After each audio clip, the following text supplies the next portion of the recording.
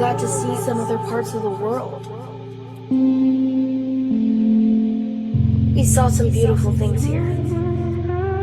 Things we'll never forget. We got to let loose.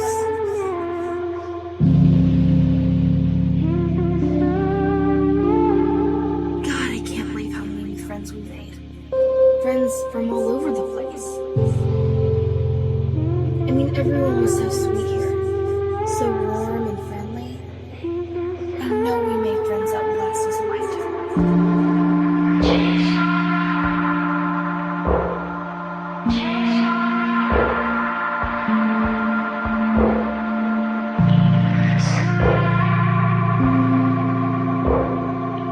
We met people who were just like us. People the same as us. Everyone was just trying to find themselves. It was way more than just having a good time. We see things different now. More colors, more love, more understanding. God, it's so nice to get a break from uni for a little while. I know we have to go back to school, but we'll always remember this trip. Something so amazing, magical, something so beautiful. Feels as if the world is perfect. Like it's never gonna end.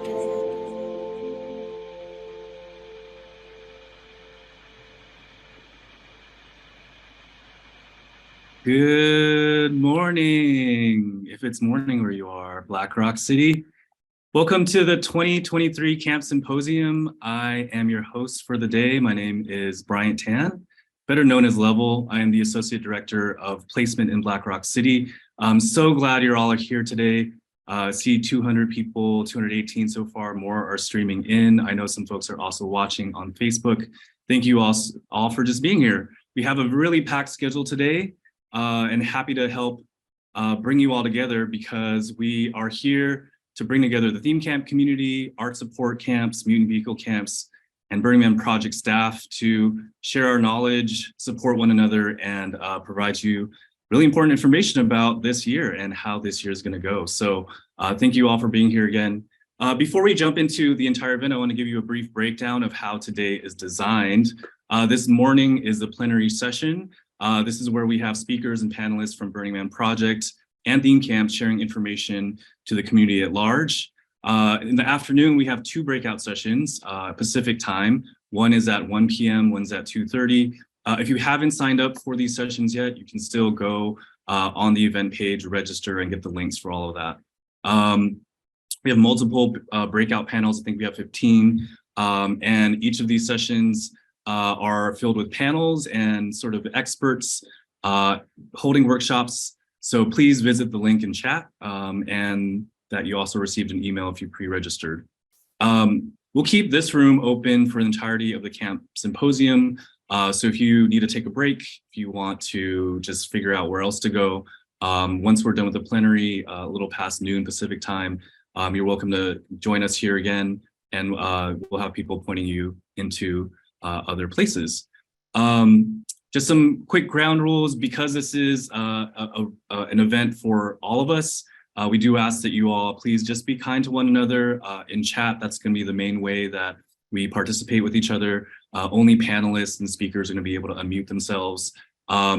Please share ideas, but also practice active listening. You know, this is a day of learning. We want to hear how other people are coming to the table, how other people have burned, and see what tips we can take from them. And we have a really packed agenda, so We generally won't be taking questions. There might be some opportunity for some. I will let you know when there is. And if you do, please put that question in chat, and I'll remind you at that point how that protocol works. Anyway, we're really excited to have you all here. 2022 was a big lift. I know that we took 2 years off and didn't do Black Rock City, and we went out there again. It was really dusty, it was really hot, and we acknowledged how much of a lift it was for all of you to make that happen again. Thank you so, so much. And we're gonna do it again, 2023, here we come. I'm gonna pass it on to just give some welcome statements to both our CEO and our Events Operations Director, Marion Goodell and Charlie Dolman. Good morning. I am so happy to be here and be part of the welcome moment for what is now 259 of you. We have several hundred more than that have registered. So hopefully people are going to pop in and pop out and dial into the really great agenda that the team has come up with for you guys to look forward to what 2023 has, how you can show up and be a good citizen, how you can help your campmates be good citizens. And, you know, what I think appreciate about this process and this symposium is, you know, it's hard to ignore this meeting, this gathering, and really be able to show up with all the best of what you have. Because this is the place that any campmate can come, or any camp leadership can come and look at what's the landscape of what's in front of us for 2023. What are the expectations from the placement team? What are the expectations from the culture? What are the expectations from the community? Like, this is that source, the source of truth, so to speak. I do also like Level. I'm so grateful for everything that people bring to Black Rock City. And, you know, from my own experience, organizing people or cats towards a goal is one of the hardest things to do and one of the most rewarding things to do. So those of you in these leadership positions, managing your friends, really, usually, to build a camp and bring your camp and your group and your fun to Burning Man, that really is incredibly hard. I've pounded in tea stakes around the fence, and I promise you, I believe on my own experience running my camp, that running a camp is harder than pounding tea stakes in the fence around Black Rock City, right, Charlie? Charlie, you've been part of a camp leadership too. Yeah. Yep, I have. I was for many years before working here. Yeah. Yeah. It is. It's like producing mini events in these mini groups. And so we are grateful, and we really recognize the work you all doing, and the work that Level and the team do. They're very considerate, and they're very thoughtful, and they think really hard about the work that you all are doing. And part of what we do also is to help create framework. And I think some of the important things that you'll get to experience today is some of the narrative that is slowly changing for the better. We've gotten a lot of feedback from you all. We've heard about, how you're really demoralized when other folks, violate the rules year after year, and what are we doing about it?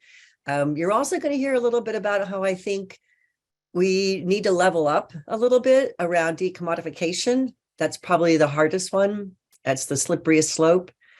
I think we have an opportunity to really, as leaders of our groups and our camps, take some responsibility for who we have in our camp and are they following the rules. We definitely saw an uptick again of people branding their experience at Burning Man, showing off with photos of branded bikes, branded clothes. And we really need to turn to you guys to help stop that. I've had campmates before that did things that didn't belong in our community, and I'm the one who blocked having them come back to my camp. So it's up to us as leaders in the community to help hold the center for our culture. And I'm really proud of the work that some of you participated in with Level. I think there ultimately were 80 people part of cultural direction setting, and that's still a guiding light for us in the organization and for Level and for the team and for Charlie and many of the decisions that we're making and many of the people that you're going to hear today when we weigh carefully how it is that we're, going to manage the rules and the boundaries in the community. It really is being driven by the cultural direction setting.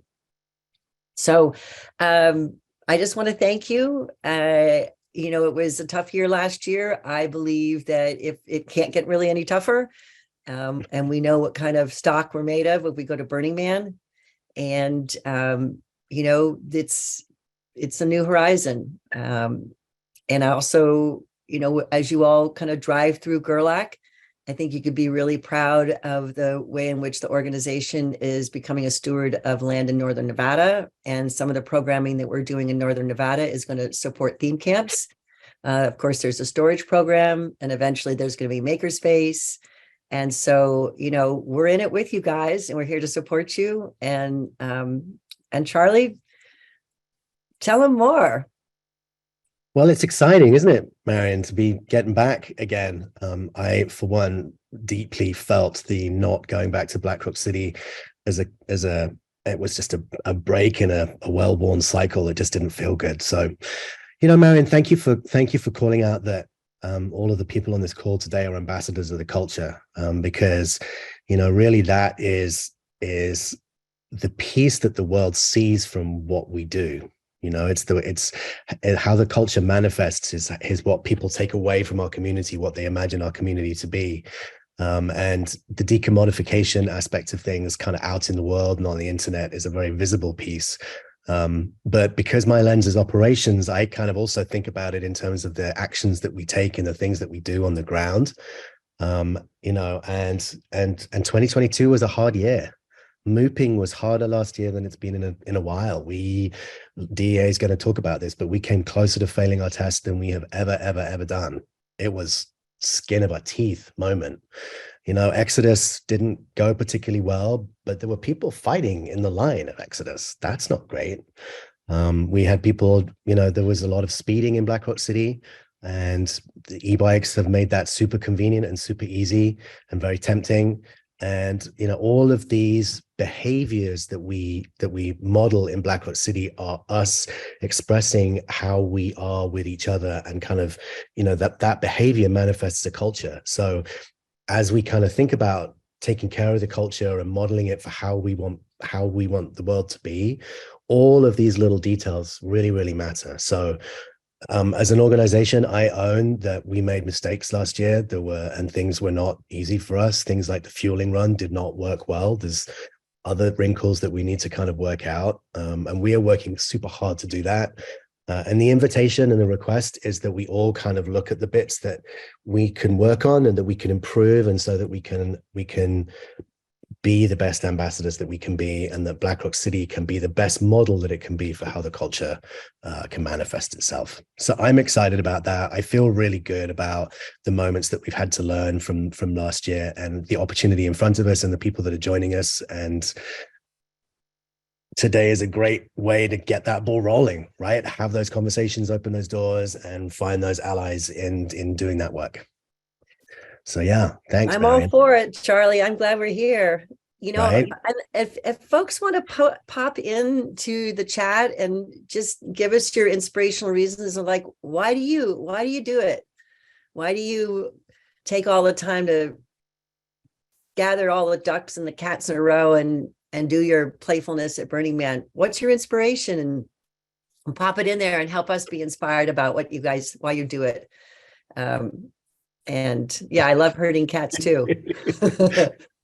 Yeah, tell us your couple of words, because we'll save it and we'll share it with the rest of the staff, because we get a lot of inspiration from you all. So I'm looking forward to this day, and thank you so much, Charlie and Level and everybody.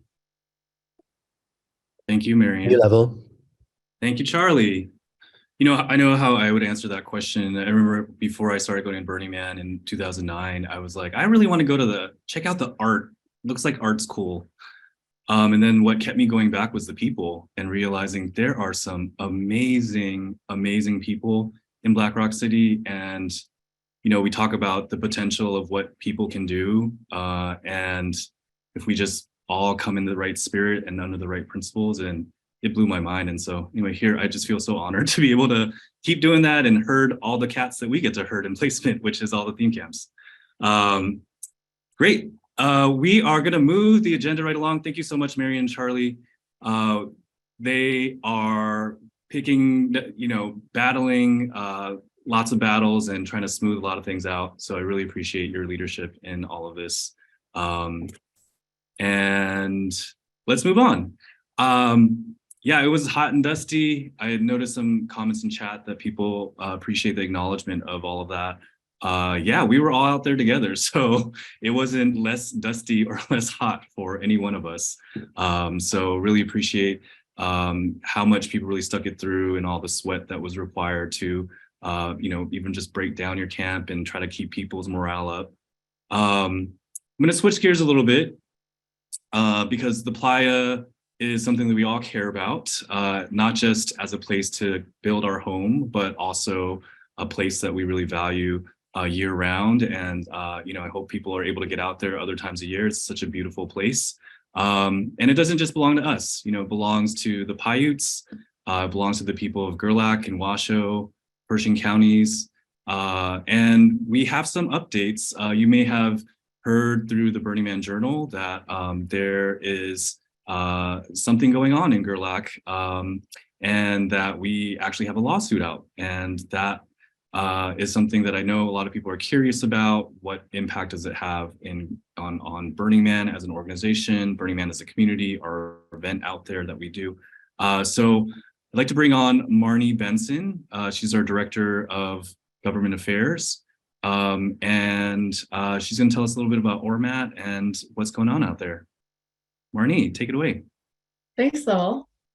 Thanks, everyone. Great to see you all. I am going to share my screen, hopefully successfully, and do a little presentation. You guys see that okay? Yep, it's coming up. There we go. Great. I'm going to go a little bit fast. And I was hoping to share some things in the chat too, so bear with me. Okay. Ormat applied for a permit from BLM, and BLM approved the environmental assessment in October last year.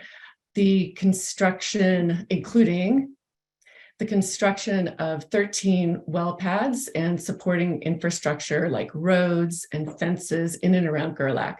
You can see this slide for orientation. Note the proximity to Gerlach and also to our 360 property. And the placement of the wells, the purple dots are the wells.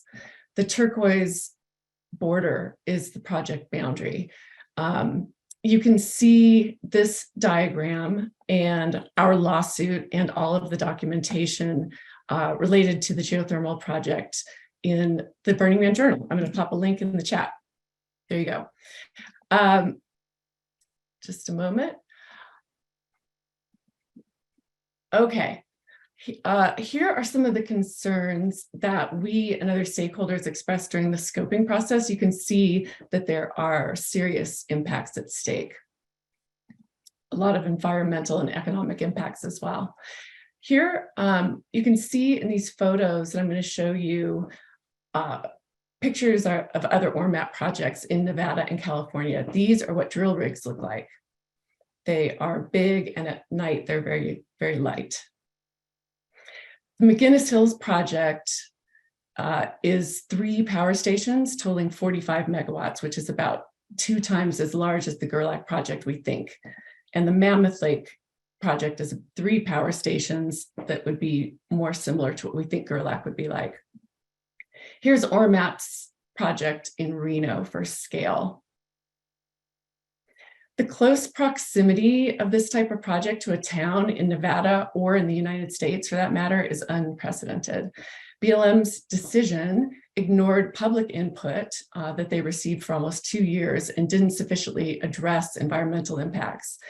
The finding of no significant impact said, amongst other things, that the development of a geothermal power plant is not a reasonably foreseeable future action, even though that is the foreseeable action that Ormat is proposing. No consideration of the cumulative impacts from construction or power generation facility was undertaken in the studies. Sound is a really serious issue, with drilling and construction lasting more than 45 to 60 days for each well, and then for a power plant as well. I measured the decibel level at one location of the Reno plant at 82. It was really loud. Here's a chart of noise and hearing damage risk from the Hearing Health Foundation. You can sustain hearing loss at a sustained exposure of 80 to 90 decibels. On January 9th, Burning Man Project and 4 other plaintiffs filed a complaint against BLM and U.S. District Court in Nevada to compel BLM to undertake the appropriate analysis and put effective safeguards in place. We're asking that an environmental impact statement be done so we know what the impacts are and they can be understood properly and mitigated before the project goes forward. Recall that Burning Man was made to do an environmental impact statement. We organized and hosted a community meeting in Gerlach on January 11th, where we invited the public to engage. We announced our lawsuit and created space for open, untimed, and uncensored communication. The results were pretty extraordinary. The guest speakers included the other litigants in the lawsuit,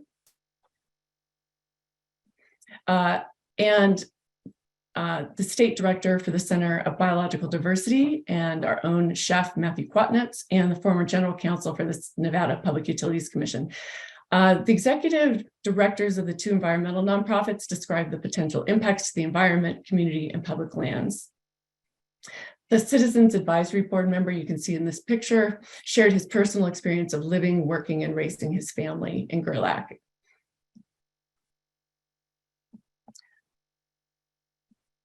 The Nevada State Director for the Center for Biological Diversity showed before and after photos of verdant Nevada wetlands and springs that dried up after Ormat moved in a location in Pershing County.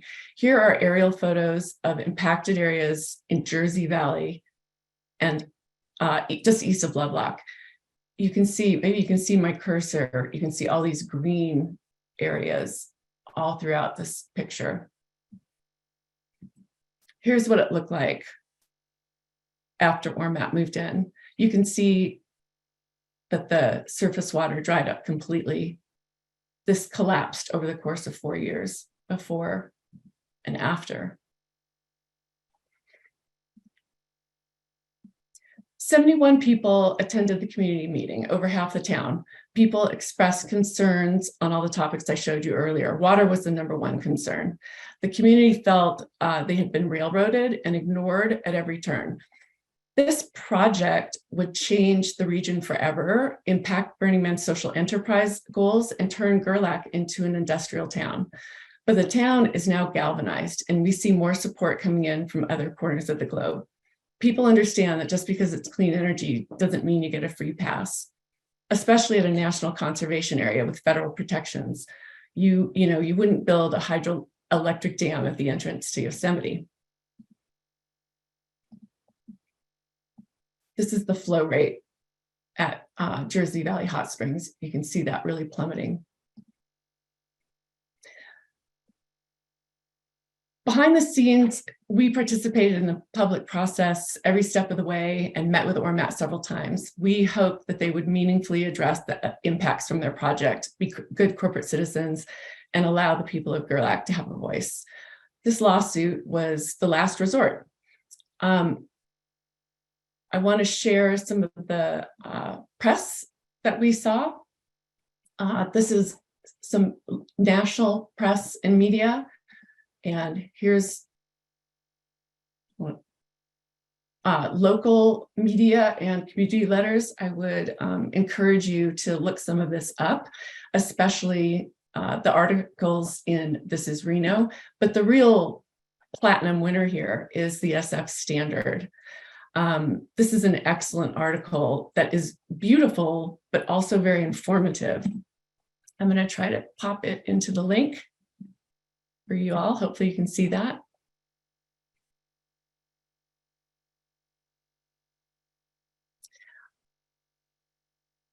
These articles really show that this isn't a Burning Man issue. This is a community at risk issue.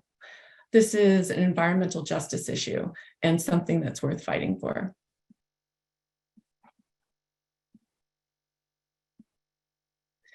I just want to be super clear. Burning Man supports the development of renewable energy in Nevada and beyond. And we recognize the important role of renewable energy in mitigating the impacts of climate change. Geothermal energy is abundant in Nevada, and developing additional resources will be a key component of our country's clean energy future. I want to leave some time for questions, so I'll stop there and open it up. All right, Marnie, thank you so much for that presentation. I do have a few questions queued up. If you have additional questions and you're in the audience, please put that in chat. We'll capture it there. So the first question that we received was, are we partnering with any local orgs or environmental orgs in our lawsuit?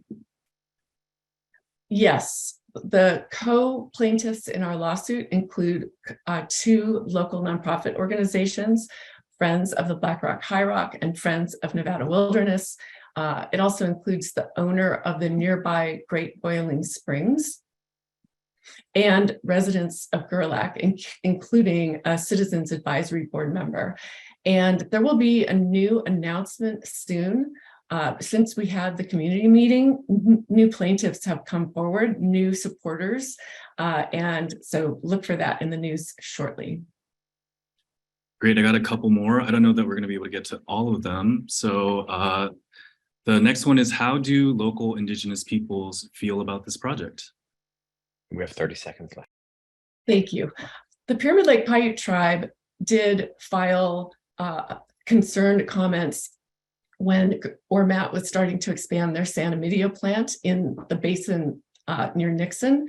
And the Summit Lake Paiute tribe is very concerned about this project. We have been working with both chair and tribal councils to understand the environmental, cultural, social, and economic risks. Thanks, Marnie. I'll do one more question and then we're going to keep rolling. The last question is, does this lawsuit put our permit at risk with BLM for having Black Rock City? Well, that's a really good question. We talked with BLM and notified them in advance, and they understand that this is sometimes the course of action that needs to be taken. They feel that their environmental assessment was adequate, but we feel that they should have done a more rigorous study that includes the power generation plant. And so we hope we're going to prevail. We have a very good legal argument. Thank you, Marnie. All right, really appreciate you. And I hope if folks want to get more information, Marnie did post that Burning Man Journal site and story. So please go ahead and check that out. And we're gonna keep on moving. So the next section of our presentation and the plenary is for me to talk a little bit more about what we're looking at in Black Rock City 2023. So what I'd like to do is share my screen. Give me a second. Here we go. All right. So hello again, as you all know, Level here, Associate Director of Placement. I thought this was an interesting thing to present because what we wanted to do was share with you all trends that are happening in Black Rock City and also kind of approaches that we're taking. Sometimes I think folks don't hear enough about what's going on in the background. You're all filling out your placement questionnaires. You're all planning and organizing your own cats to do the thing. And, you know, in the background, we're also trying to see, you know, where can we add value and support you all better, as well as preserve our culture more. And so this is a little bit of a State of the Union address for camps and placement in Black Rock City. Oh, this is 2023. Sorry about that. So there's 4 main things that I'll be covering. First is moving towards our cultural vision. Next is about sustainability and ride. After that, we'll talk a little bit about camp standings and evaluation. And then finally end with managing growth and limits. So these are the 4 big topics. As you all hopefully know, cultural direction setting was a project that we launched in 2018.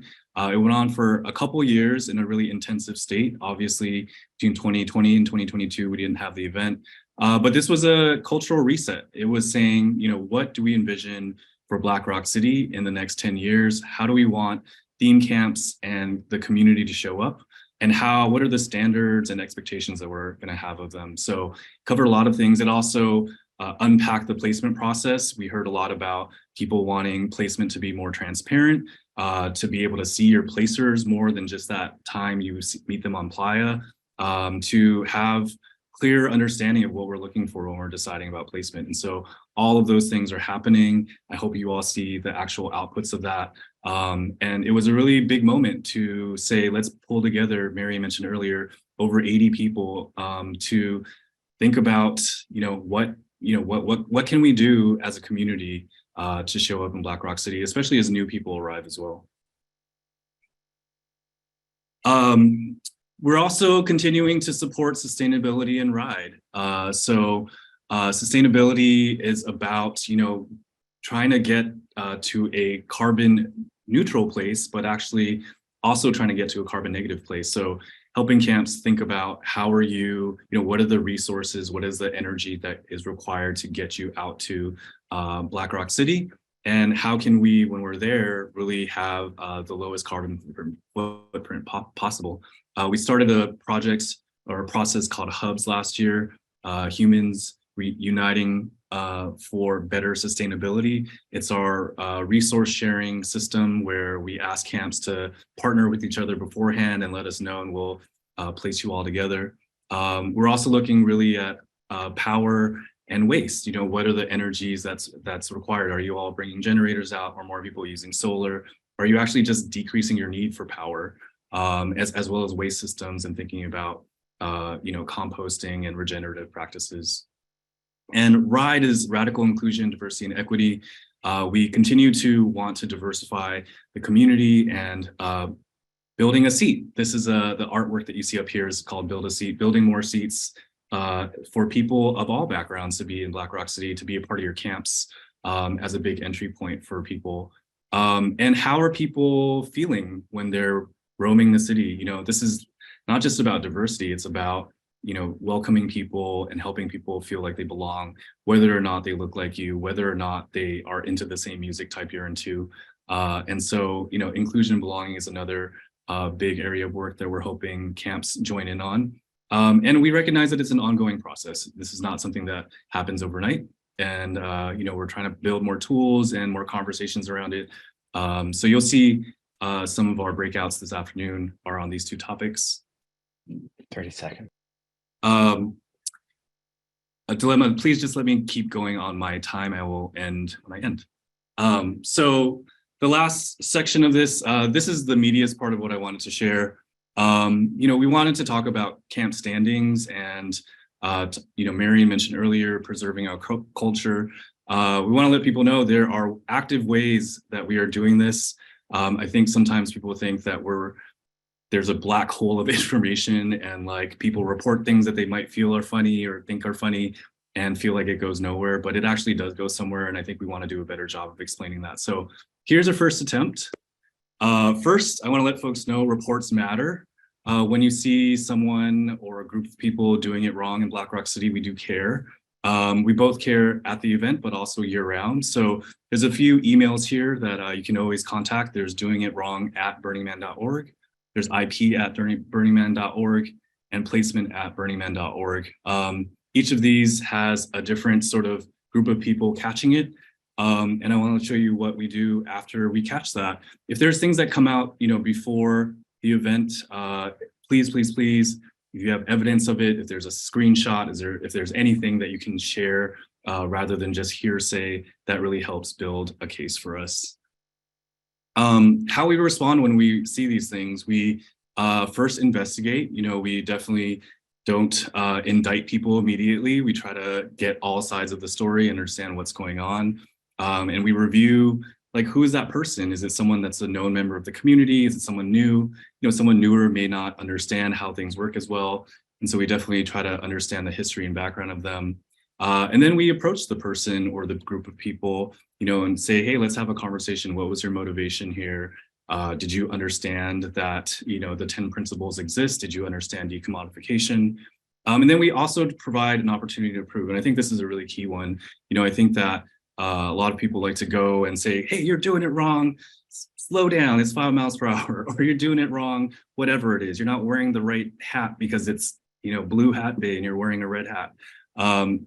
we want to help people improve. We want to help people learn. We want to help people have more than, a first chance to get it right. And so I know that there are some camps out there that people are like, wait a minute, why do I keep seeing them coming back year after year? And that's because we do give an opportunity to improve, and we do ask them to come up with improvement plans and try to figure out supports for them. So that's a little bit about our process. Next on Playa, you can report things, they're in real time. We just built a placement office last year at 559 and Esplanade.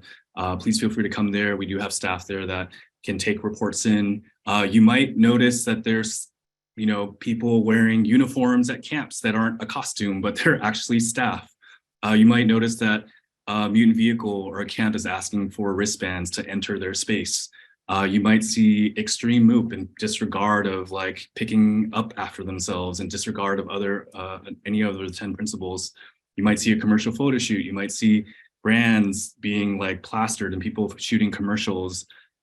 Please report all of that. There's also other things, but this is a small sample of what we are looking for and what we do act on. And folks, what we've developed all these processes over time as we learn about how to do this in a way that feels like just and fair. But after every event, we do have a interdepartmental summit that happens where many Burning Man departments come together. We share data, try to figure out, what is there a triangulation of information?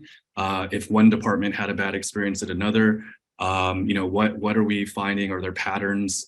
And then we also determine a standing, which you all should have received if you were placed in Black Rock City last year. And then if there's a problem, we also recommend a course of action.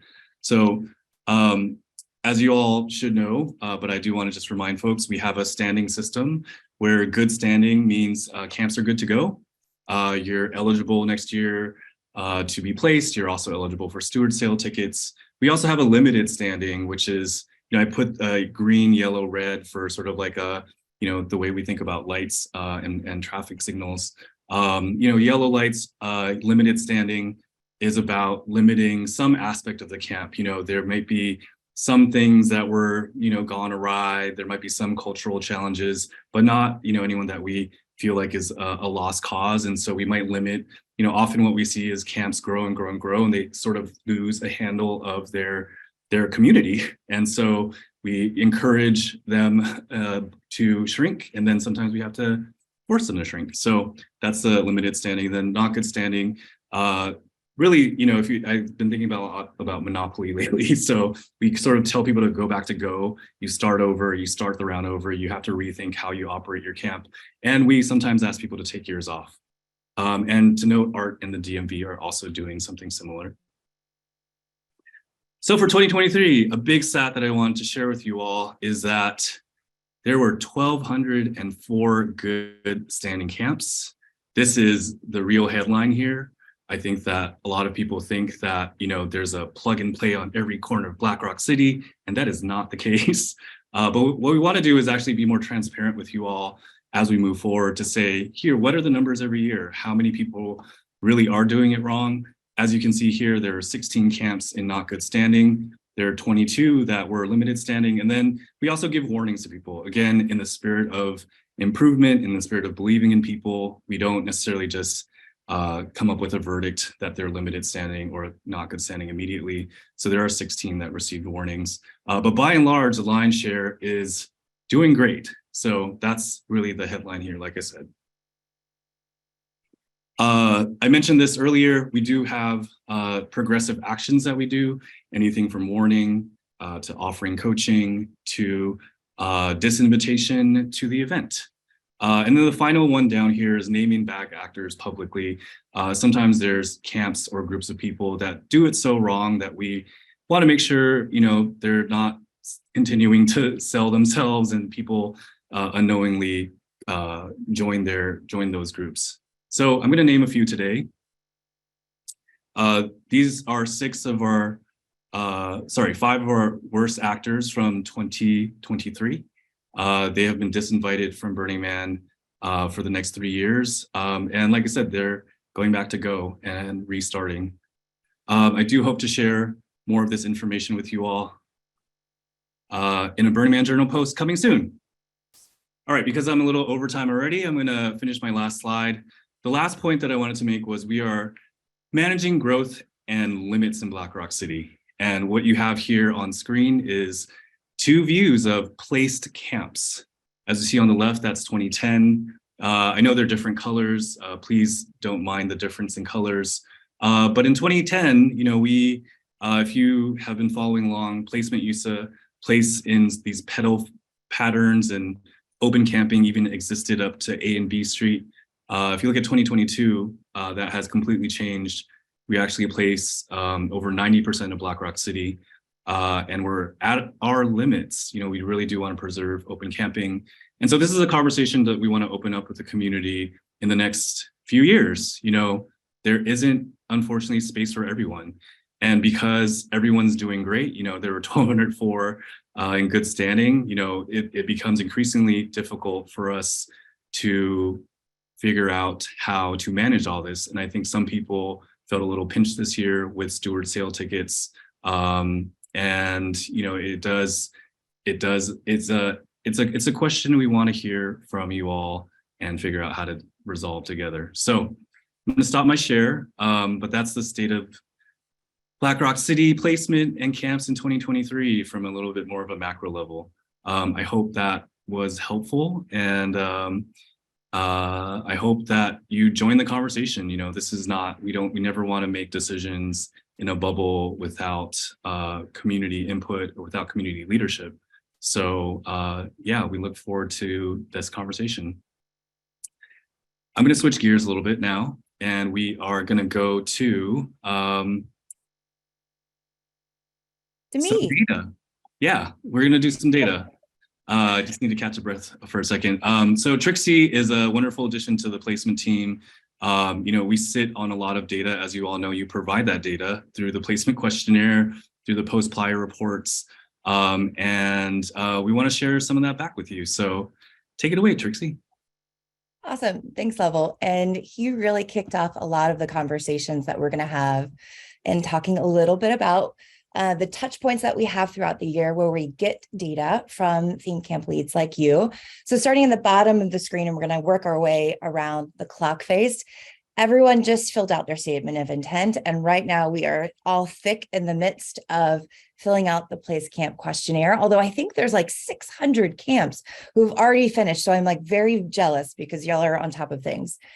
And then Level really went into the opportunities to give feedback or even report bad actors that happen on Playa itself through the placement office, through peers, through your actual sector placement, or through other departments such as Rangers, Resto, Petrol, etc.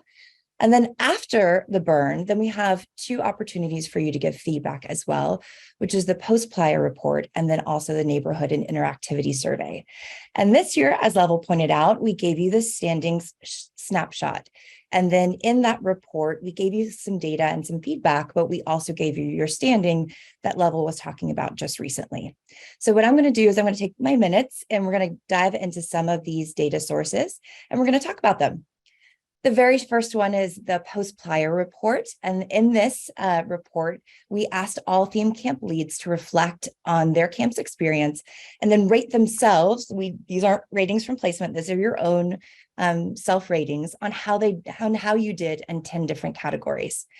What I want to point out is the bottom 2, which is foot and bike traffic, which very well might be for the rough roads. And, you know, we've all talked about how difficult of a year it was. Also night lighting, you know, we're going to be talking a lot about frontage throughout this entire session or this entire symposium. So start getting some ideas there. But also I want to look at the top one, the leave no trace, which was the top rating of all of these 10 categories. And on average, camps rated themselves as a 4.7 out of 5 for L&T. Now we've kind of heard that it was maybe not the best year for MOOP on Playa. So I was really interested to see if all camps rated themselves this high in L&T or if there was differences in different sectors, sizes, etc. Sectors was really, there's no noticeable differences. But when I drilled down into size, that's when we started seeing some trends. And on average, the smaller camps were rating themselves more positively in their L&T efforts. And then as we got bigger and bigger in size, that's when we started seeing camps reflect that they maybe didn't do as well as they should have done or could have done in L&T. So if this is resonating with you, I know that there's going to be a lot of talk later on today about L&T, and also DA is going to be talking about resto. So kind of keep this picture in mind when he's talking later on today. The next up is the neighborhood and interactivity report. So unlike the PPR, which was only themed camp leads, this was open to everyone. And so we wanted all burners to give us feedback, and we asked them what were their 3 favorite camps in Black Rock City, and then asked them why. And so you can see this lovely, beautiful little word cloud of all the 747 camps that were reported to us about being a favorite camp. Some of them got fantastic reviews and fantastic comments. And in your standings report, we tried to reflect back to you the wonderful things that we heard about your camp. Remember, being someone's favorite camp had absolutely no effect on your standings. This is like just feel good data. And we hope that if you got that information in your standings report, it made your day just as much as it makes our day on the placement team reading it. And if you weren't someone's favorite camp, note that there were 93 favorites that we got in the survey that were obscure, like I love the camp on the corner with a purple couch. That as much as we tried, we could not like identify which camp they were talking about. And so this is where I'm going to plug, make sure you have good signage in your camp. So when people come and love your camp, they know who they're visiting. On the flip side of things, we talked about favorites, and now let's talk about the things that people didn't like. We asked what were issues. Trixie, you just muted. I'm not sure what happened, but please unmute. Said the host had muted me. Ah. And so I guess someone didn't show up on the favorites list. So on the neighborhood complaints side of things, I want to point out that the most common complaint, the second complaint, and then the 5th complaint all have to do with sound. And really, when I look at bad generator location, I'm also thinking that's probably noise too. So the most frequent complaints that we were getting from all of the camps about unneighborly behavior was really having to do with sound or noise. And so as things leads, what I would love for all of us to do is when we're thinking about our next year, have that conversation with your campers. And what is the tension that exists between wanting to play the music we want to hear, when we want to hear it, at the sound that we want to, or at the volume that we want to hear it, and then also being a good neighbor. And then the last piece, Level really talked about this, but there is increased demand for not only camps to participate in Black Rock City, but also tickets. So comparing last year to this year in the statement of intent, there were 13% more camps who wanted to join, as well as 17% more tickets requested. So 35,000 tickets were requested in just the steward sale tickets. And so on behalf of placement, for those 52 camps who actually requested fewer tickets in their steward sale allocations, I salute you, and back to Level. Thank you, Trixie. Yeah, I hope that was informative for you all. We're going to try to share more data because we do sit on a lot throughout the year. And thank you all for, just being honest and open with us. You'll see that some of what we're dishing out today is really based on these thematics and trends that we're seeing. And so what we have next for you is a panel discussion. Our culture spreads beyond the borders of Black Rock Desert, and the desire to come to Burning Man just grows and grows every year. You talk to your friends, everyone's talking to their friends, everyone wants to bring those additional people. And that really is something that we're trying to figure out how to handle as we move forward. So we pulled together a panel this year of a couple camps who have taken a year off or downsized and wanted to talk about the benefits of that, and also potentially some challenges. It's not just like we understand people have to keep storage fees and things like that, even if their camp isn't running that year. So anyway, I'm going to hand it off now to Monday, who will MC this part of the panel. Thanks, Level. It's my pleasure to introduce our panelists from camps that know that the way to stay sane is by not doing Burning Man every single year. So first up, we have Matt from Dante's Inferno. Matt and his husband Lumix are the founders and main organizers of the camp. Matt's been coming to Black Rock City on and off since 2002, and Dante's has been their main project for the last 5 or 6 years. And then because we want all of our panelists to be rhyming, we have Gat, and his first burn was in 2004. And he and his wife decided that they wanted a more drama-free theme camp experience. So they grabbed some virgin friends and created Zaphod's Infinite Improbability Root Beer Saloon, which you should have to say 10 times in a row fast. In 2008, they returned as the Green Hour Absinthe and Root Beer Saloon in the 9 o'clock district. Thank you, too, for joining us. So I kind of want to throw it back to you because you're both camps that take every other year off. What was the origin of that, and how did you come to sort of this conclusion that this was the way you wanted to do the event? For myself and my husband, actually, it kind of happened by accident. Is that my husband didn't like going every year, so I said, okay, I'll go solo and I'll herd the cats. And then we decided to take a year off for our wedding. And you know what? Having a year off for our wedding meant that the next year was even better. And we're like, you know what? Let's just go odd years. You know, we can just make that a published thing. And we still do the regionals, but yeah, the Big Burn, it's an every other year thing for us. Yeah, Gat, what's your story? We started out of necessity during the first big ticket crush, and it just seemed like thinking about that, and over time this is going to keep getting worse and worse, a bigger problem. So we started thinking about it then, and thinking, there comes a point where you got to get off the merry-go-round. You can't bogart the playa, and so you have to let other people have a chance, and it was really it was really stressful at first when we thought, well, if we don't keep our hands on the wheel, they're gonna take it from us.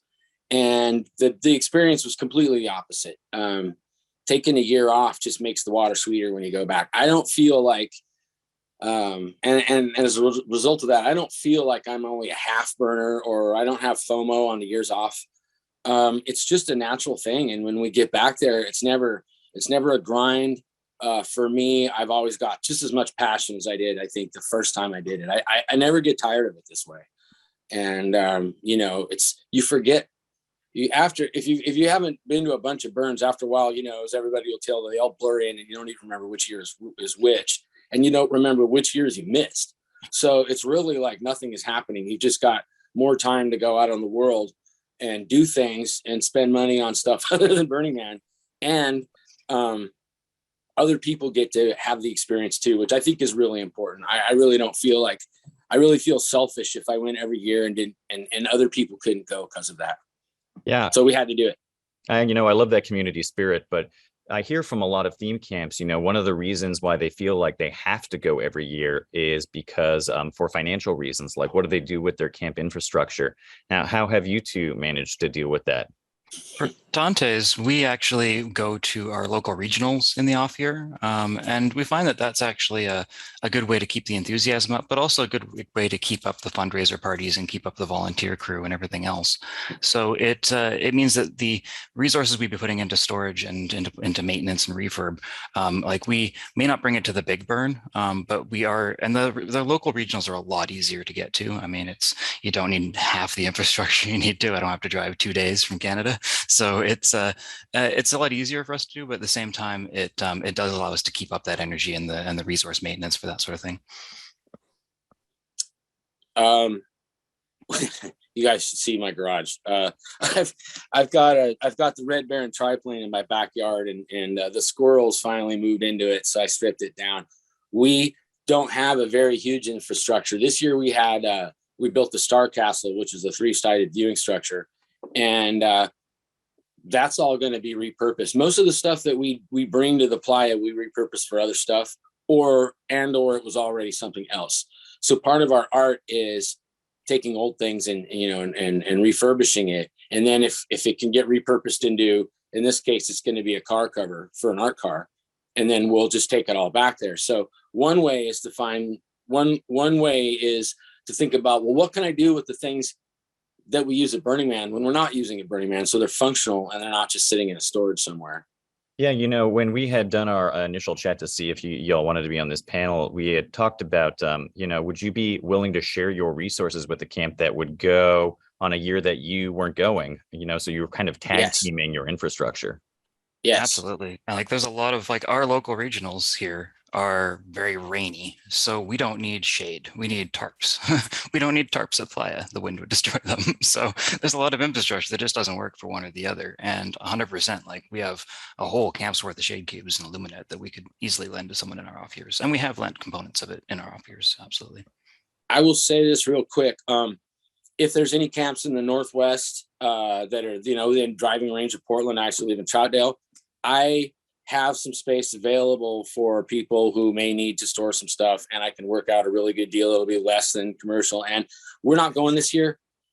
So if there's camps out there that need to store some sort of stuff in a secure facility, it's on an airport, so nobody's going to steal it. Then just get a hold of me, and I'll try to help out anybody I can this year. The reason I said the Northwest is because you probably don't want to drive all the way to Portland if your stuff is in Montana and you're going to the burn. Yep. But I want to help people out in the off year so that we can all do this.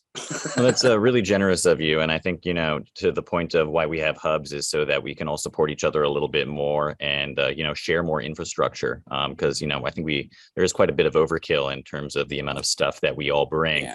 When if we really consolidated our resources, we could get a lot further with a lot less. Another question I had for you about taking time off is, what do you do with people who want to go every year? And so they join another camp in the year that you're not going, and then maybe you lose some real good eggs from your leadership team. It's happened to us. There's been other camps that some of the folks that don't join us in the Playa have joined. Honestly, I'd say more power to them. It's we have the nice thing about us doing regional in the off year, especially, is that we can, a lot of people that might not feel comfortable going to the Playa will feel comfortable going to a local event. And so we end up kind of finding new leadership folks from that pool. It also gives folks an opportunity in the off time. The folks that volunteer to help us refurb it and get it, cleaned up and everything are the folks that are, going to get priority for directed tickets when the next year comes around. Because I know we want to be really transparent amongst our camp, because only a small portion of folks can get the directed tickets. So having the off year folks, they're the ones that really are the ones that are going to be kind of in the top positions for that. Mm-hmm. We haven't lost members because we're still friends with everyone. They'll probably come camp with us another year. If somebody wants to take off and go camp with, they camped with Slut Garden, they camped with some other camp working on an art project, they're always welcome to come back. We haven't really lost anybody. We're pretty tight. I know there's a lot of attrition, but it still seems like we're a very tight group. Sometimes I think, there's only 12 of us. And then you think, well, it's actually like 40. It's just that only 12 are with us now. And the other ones will come on other years. But one thing that, we couldn't get on the Playa. We couldn't get all of the vans we needed on the Playa because we're such a small group and we carpooled pretty much. What they do is they go volunteer with other stuff. They volunteered with Census. Trevor and Lindsay volunteered with Census. They were our MOOP team. And I just found out a little while ago we moved green. But not only were they doing that and making sure that we were taken care of, on the off shifts, they were out doing Census. And they were out at the gate. And they just... they put forth the effort, and it seems at Burning Man, when you put forth the effort, it usually seems like it pays off. It's really weird. And so we ended up with nobody having a problem getting there. And because of the work that they do independently with other people in the community, they end up being able to go to Playa on the off years, camping with other people, and they're always welcome to come back with us. Yeah, also real quick that most of our leadership folks are really welcome to have a year off as well, so they don't go in the off years. We're all like, hey, we get our summers back half the time. Yeah, I think we have time for one more question. So I think the big thing is what would you say to camp leads who are considering making the shift to an every other year cycle, but who are maybe afraid or unsure? What advice would you give to them to get them excited to start, pulling on those threads and having those conversations? I think the first thing, and the thing that really kind of drove it for us, is that, you know, your directed tickets or the steward's tickets are reserved. Like your placement is held for that year. So you don't have that commitment to, like, it always felt like it's a use it or lose it thing. Like you get your placement and you got to go. And there's a little bit of FOMO. And I don't know, maybe just when you get a crusty old burners, you start getting a little less of the FOMO because, you know, but I think that's certainly the having that guarantee of placement of standing. That one's the biggest one. That was really the thing that drove home the kind of got over the fear of missing out on the whole event and having to start back from zero. For me, it's pretty nerve wracking. And the first time you miss the first year, and then you can't believe Burning Man's over. Like that, all of these people spent all that time, and you blink and the week's over in the real world. And then you're like, it's over. You know, you're watching the burn online, something happened, and all of a sudden you're like, we're going next year. And it seems like it's just so much better. But I don't really have anything else to add to what you said. It's just one of the things I would say is I've never, ever, ever had a bad placement or a bad problem with placement. When you guys said, when the org says they're going to do something for us, or they expect something from us and we provide it, they deliver. So I never felt like, well, what if they say they'll hold us tickets and they change their mind? Or what if something bad happens? Didn't happen. We were worried because the pandemic. It's like, okay, well, we haven't been here for 4 years or whatever. And when we went back, it felt like it was yesterday. It just felt like we had seen the same people, came up, gave us hugs, you know. Matt and I gotta pass you back to I gotta pass the mic back to Level. But thank you so much for your time. That's all I got. Yeah, I really appreciate you sharing your knowledge, and I hope you have really inspired a lot of people out there to maybe reconsider coming every year, because as you mentioned, it's really great to be able to do other things in the summer. Handing it back to you, Level. Thanks. Thanks everyone. Thanks, Matt. Thanks, Kat. All right, we're going to move right along. I do want to clarify a couple things. One is we don't guarantee a set number of tickets, but we do say your standing carries and you are eligible for tickets next time around. And so hopefully that inspires folks to take some time off and rethink how you do the burn. You know, and if you have more questions, there is a breakout later called Ask a Placer. Please check that out. You can talk to the placement team directly about how that works. We've done a lot of talking, and I think there's some visual people out there. So our next person is going to do what we love to do every year at the Camp Symposium, which is give you a little taste of what Black Rock City looks like. And our slideshow of Frontage Extravaganza. I think I said that wrong, but Dr. Dilemma, take it away. Hey folks, I'm really excited to be able to do this again. Trying to share my screen. Hold on a second. Try it again.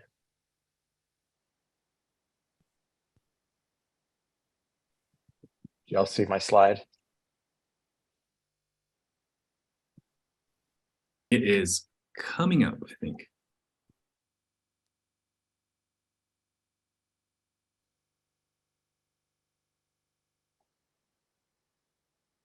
It is still coming up. All right, hold on one more time. Sorry about that.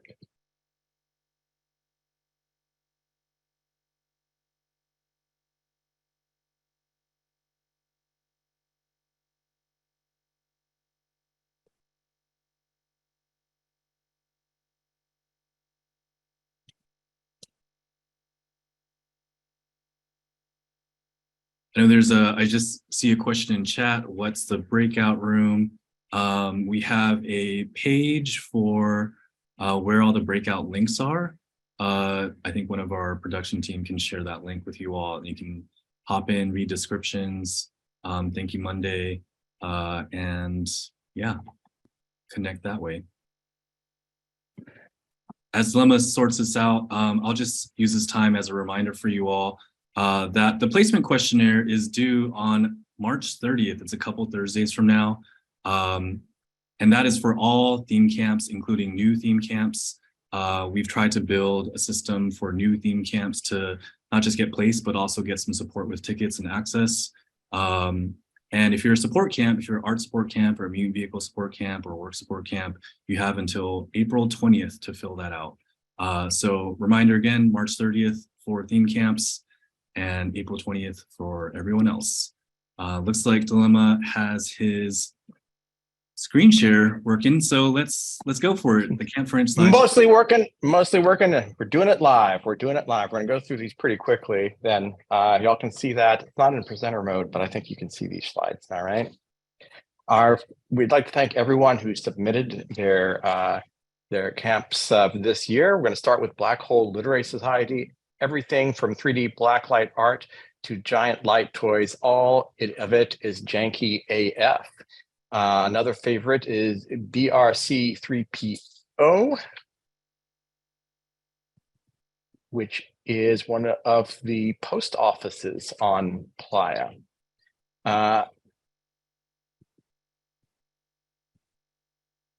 Camp, can I say that on the internet if I know?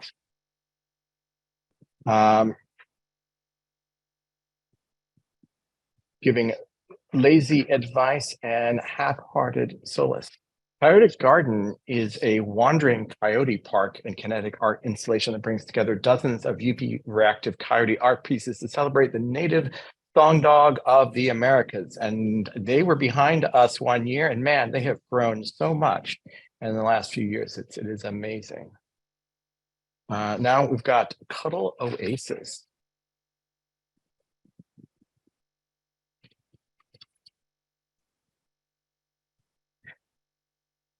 We heard a lot of burners last year in the 2 and 3 o'clock sector that our palm trees were a great beacon at night for them and make it back to their camp. IHOT, Intergalactic House of Time Travelers, is a camp of 26 people who serve waffles by the thousand. Lost Highway, a section of Desert Highway mysteriously disappeared in 1955, and it finally reappeared with paranormal stuff going on. The Lunacrats welcomed all space cadets to dance and play under our 30-foot Space Invader. Highlights include full spectrum lasers. Mobility Camp offers a tractor pull trailer with ramp access, shiny art tours on the playa. We love those guys. Muletown, the small mutant vehicle camp with a big heart. Nuclear Dandelion will host the Playa Oasis One Dandy of a Spa. Paradise Motel, that's my camp. Here putting up our giant flamingo. Portal to the New Earth. A camp infrastructure is recycled for many years of collecting and reusing chairs, tables, carpets, lighting, etc. The lighting was powered by solar electric. Now we have Teddy's.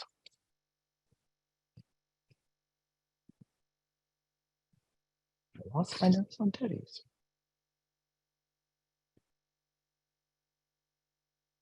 Oh, Teddy's was on the corner of 430 and A, a frontage lounge with bar, DJ, dance area seating. The Academy Limited, if someone's here, you can help me with that. Faux Gothic stonework, ivy, and robust exclusive fences. Terrabamba, unobstructed and open frontage, creates a welcoming vibe with their authentic decor that spills out directly into the street. Cafe Cato. I'm going to go very quickly for the last of these so we can get through them. Trailer Trash. And I wanted to plug the Frontage breakout covering 1 o'clock off Rick Pelling Frontage. And we're going to take some of these frontages and give them some reviews, and then also talk about how you can make your frontage much more appealing. So join us then. I'm going to throw it back to Level now. Thanks, Dr. Loma. Thank you all the camps that submitted. We want to give you a kind of a show of all kinds of camps. You know, I think that sometimes people think you got to go really flashy and have lots of lasers and things like that. And that is wonderful, but also we love carports too. We love carports that are thoughtfully, designed and welcoming and beautiful in your own ways. So hopefully that gives you a little sense of it. Visual impact is one of the things that we do look for within placement. And so I hope that encourages people to think about it. And we are saying that not to say pour hundreds or thousands of dollars into your frontage. You know, I think that hopefully you saw some examples of really great frontage that is reusable and sustainable and not a lot of money. All right, we've done a lot of talking. We're going to do more talking, but we wanted to do a little bit of a stretch break for you all since it's been a little over an hour of sitting around listening to people talk. So I'm going to hand it to Pita, who's on our camp support team and also well-versed in Pilates. Pita. Hello, everybody. Can you hear me? Give me a thumbs up if you can hear me. Yeah, right on. Okay, so everybody stand up if you can. Take your shoes off. That's really good to kind of feel the ground here. I'm trying to distance myself as much as I can so that you can see a lot of what we're going to do here. All right, so we're going to start by shaking. So I just want you to be silly. No one's watching, just like, 300 and something people. Come on, I can see a few of you. Shake, shake, shake, shake, shake, shake. Shake, shake, shake, shake, shake, and shake that booty. All right. All right. Now all the way down, feeling that kind of electricity through the body. And I want you to lift those shoulders up to your ears and then drop the shoulders. Lift the shoulders up to the ears and drop the shoulders. Again, one more time. Lift, squeeze, squeeze, squeeze, squeeze, and drop, drop, drop. Very, very nice. Taking the arms, pressing the hands away. Drop the chin towards the chest and roll the top part of your back forward. And now you're going to lift those arms. You're going to open up through the breastbone, little arch in the upper body, and then let the arms float down. Feel the air. And we're going to do that a couple more times. Arms forward, chin towards the chest. Roll that upper body. You're stretching the area around the shoulder blades. And then you're going to lift up, and then you're going to open up through the breastbone a little bit there. Arms float down. Feel the air. Feel the air. One more time, breathing. Inhale. And exhale as you come up. And out and around. Very nice. Let's bring the arms out to a T. Widen your stance. You're going to do a rib cage reach. So you're reaching and you're going to just try to isolate that rib cage. Stretching the mid body. Reaching just the rib cage. See if you can keep the pelvis steady, because then you're going to get that nice stretch through the side body. Feeling good? Yeah. All right, now you're going to bring your arms up overhead. You're going to grasp your left wrist. I may be on mirror, I never know. So just your left wrist, don't watch exactly. And then you're going to bring the left leg, you're going to cross that left leg in front of the right leg. And then you're going to go into a side bend.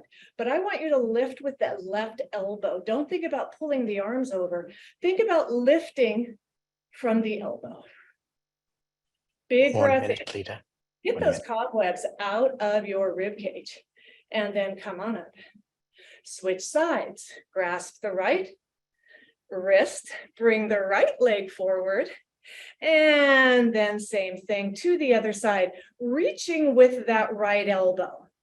Reach up, up, up, and then over. Breathing into your space.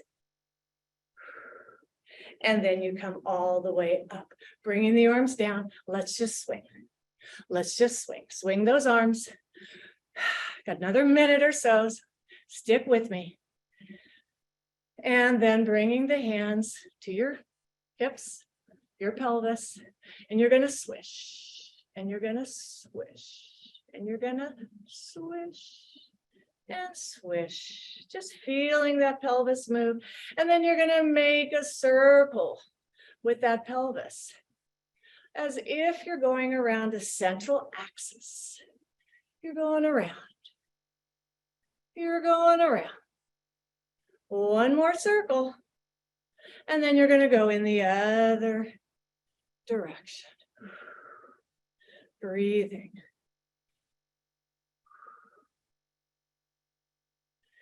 And coming to center. Now let's work a little bit with balance. We all looking for balance in our lives. Can you lift one knee? Can you make a little circle with that knee? If you need something to hold on to, you hold on to something. Hold on to a chair, to a wall. But we're just kind of warming up or getting a little bit of attention to the hip joint. Other direction. Other direction. Bringing that leg down. Placing the support in the other leg, lift the knee, and you make these little circles as if there's a paintbrush on the end of your knee, and you're making a circle on a whiteboard or a paper right in front of you. One more, in the opposite direction now. Two more circles, balance, focus, bring the leg down. Last exercise, swishing. Swishing, let those arms go, let the body rotate. I encourage you to stand up and stretch and drink a lot of water for the whole day, and I'm glad to be here, and I turn it over back to Level. Thank you, everybody. Thank you, Pita. Oh my gosh, my body is tight, but a little more loose now.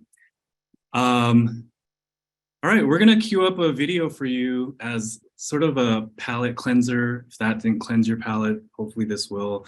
And then we'll get into the second half of the plenary.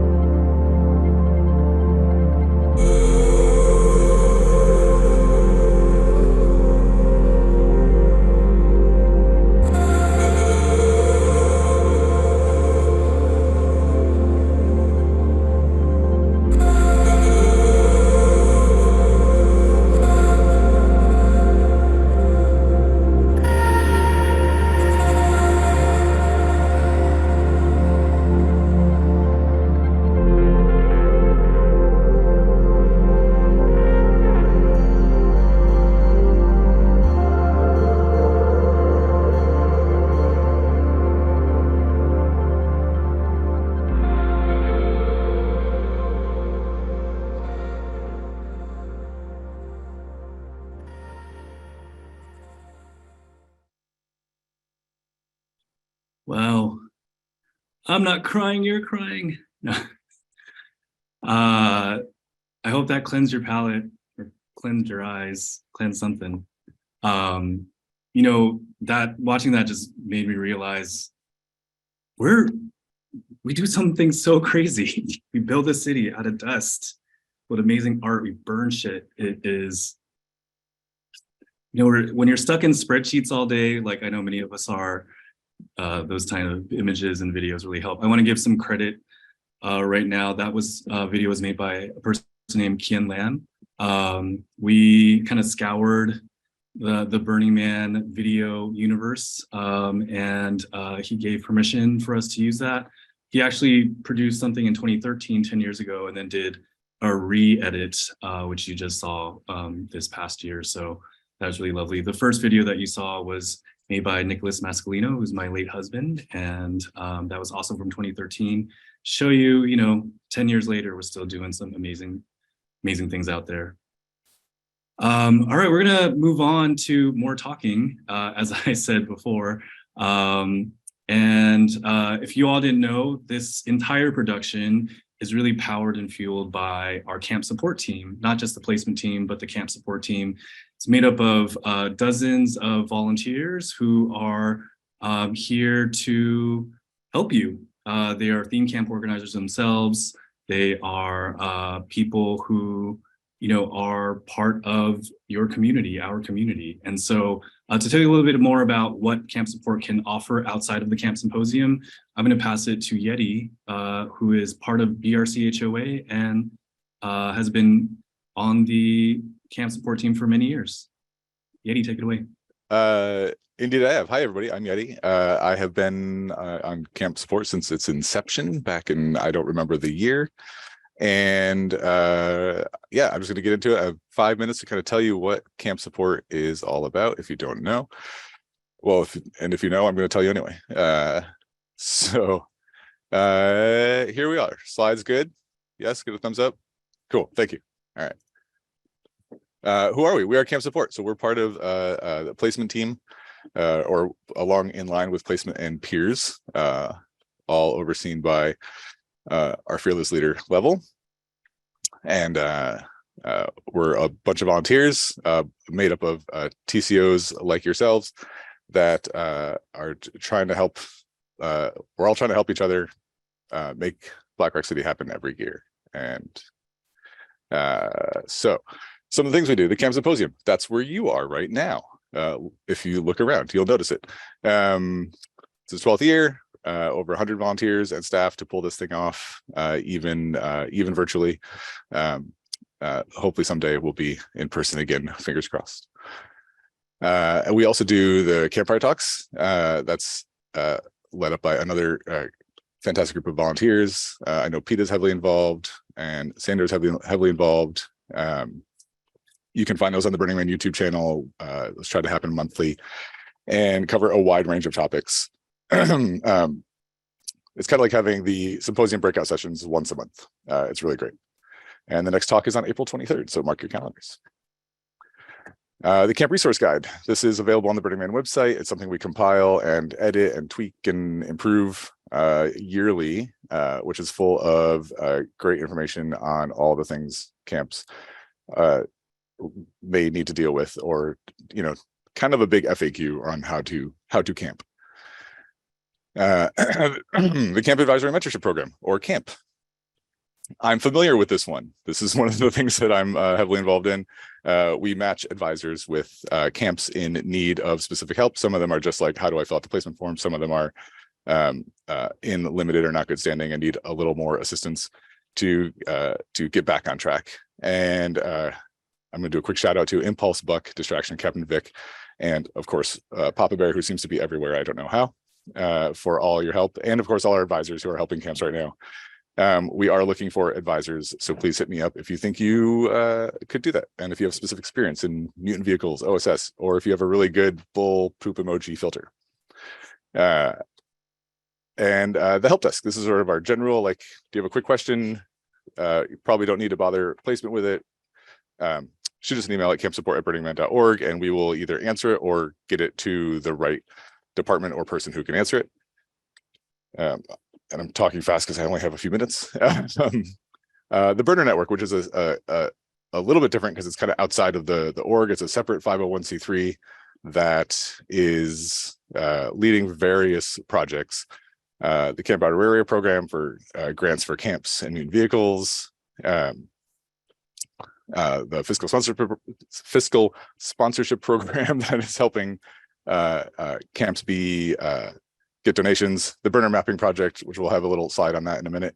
And the Burner Network Discord, which is brand new and is up and running, and you'll have a link to that in a second as well. The Burner, yeah, I'll talk about those in a second. So here's the additional resources. We'll get into some of the links. Of course, the Burning Man Project YouTube channel, which has the Camp Network stuff and the campfire talks and all this, the recordings for this symposium will end up there as well. Do check that out. And I think we're going to drop all these links in the chat as well, so you don't have to scribble them down from the slides. Hive, which is a platform and a knowledge base to help everybody get together and share skills and just help improve each other's camps and efforts on Playa and off. And as Larry said, we build the hive, they bring the honey. So that's that's where Hive comes from. The aforementioned Burner Network Discord, which is brand new. I did throw a QR code in there, so if you want to snap it real fast on your telephone, then you can do that. But again, this link will also be in the chat, I hope. So you can jump into that. 50 seconds, yeah. Oh, I'm so close. And this is going to be a great place for TCOs to kind of connect, and it's not part of a large, formidable social network that some people really don't like. And the Burner Network theme camp map is a way to find where other theme camps are located. So if you want to share resources or connect with people that are near you, you can easily search for a theme camp, and they are mapped in a pleasing visual style. That's it. That's us, camp support. If you have any more questions, email us at campsupport@burningman.org. We do need more volunteers for all of our various efforts. So if you have some time and you're into it, send us an email, hit somebody up on the chat, and we'll figure out what to do with you, because we need help. Thanks so much. Thank you, Yeti. Yeah, there's a lot going on in our universe, and there are a lot of people here that are able to help support you through planning your camp, solving problems.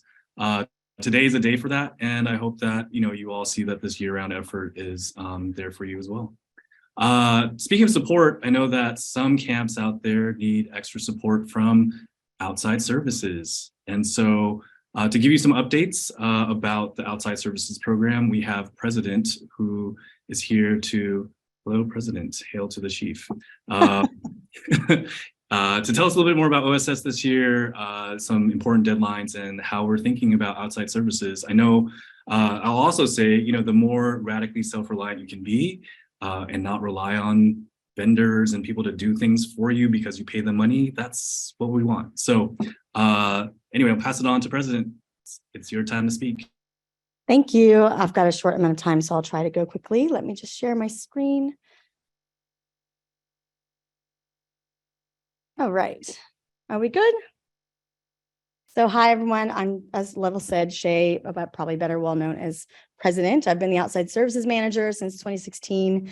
And I just love doing outside services because I've been a theme camp lead. I've helped with mutant vehicle support, been an honorary artist. Like I've herded the cats. So I understand with you herding the cats, I'm here to help. So quick updates, outside services program. I know many of you have heard me speak at this Camp Symposium before if you've been here, but I saw a lot of newbies in the chat. So quick, let's go over what is outside services. So it is a program that we run through Burning Man, and our mission is to support communal effort, our culture, and long-term sustainability by regulating access to the event to qualifying service providers, because they support all of you. So it's important because, we've got decommodifications like, wait, why are we having providers if we're in a decommodified space? Well, sometimes you guys are doing big stuff because we love it and you need some support, right? So we have professional services that we vet and ensure that are contracted with us, that have the right permutation licenses and all of that to do the work that they do. So they're not here to substitute for your participation. They're here to assist you. And that's why we have such a great program that we've been running for years. Speaking of decommodification, just a quick reminder, I know lots of words on the screen, but the gist of it is we got to make sure we remind you that any commercial activity on Playa needs a special recreation permit. And now, now everybody kind of knows what an SRP is, special recreation permit, but refresher, it's the permit that we as Burning Man get to operate on the federal land, and as well as all of the OSS providers need to get a special recreation permit as well. And so OSS works with the BLM to make sure that all of the providers have both an SRP with the BLM, and they both apply to the outside services program where we vet and make sure that they are in line with our cultural ethos. Also a reminder that any entity group or whatever that the BLM decides needs an SRP or applies for an SRP on their own, which we won't, why would you do that unless you're a business provider in the OSS program? We're not going to place you as a registered camp. So that was something that we stated very clearly in the July 2019 newsletter. And we have some great resources online about decommodification that came out of the CDS process. So I think Papa Bear might drop some links in the chat for me if you want to look into more of that.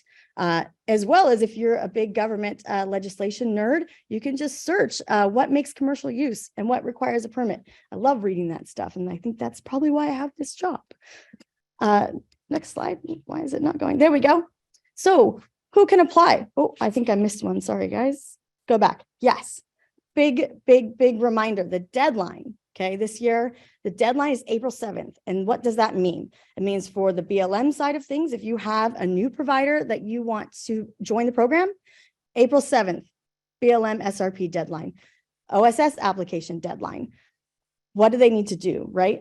You need to apply for both by the deadline. They accept no late applications and we don't accept late applications. Okay, so April 7th, even remind your provider that you've probably worked with for years or whatever, just remind them, April 7th, right? Everybody got it? Great.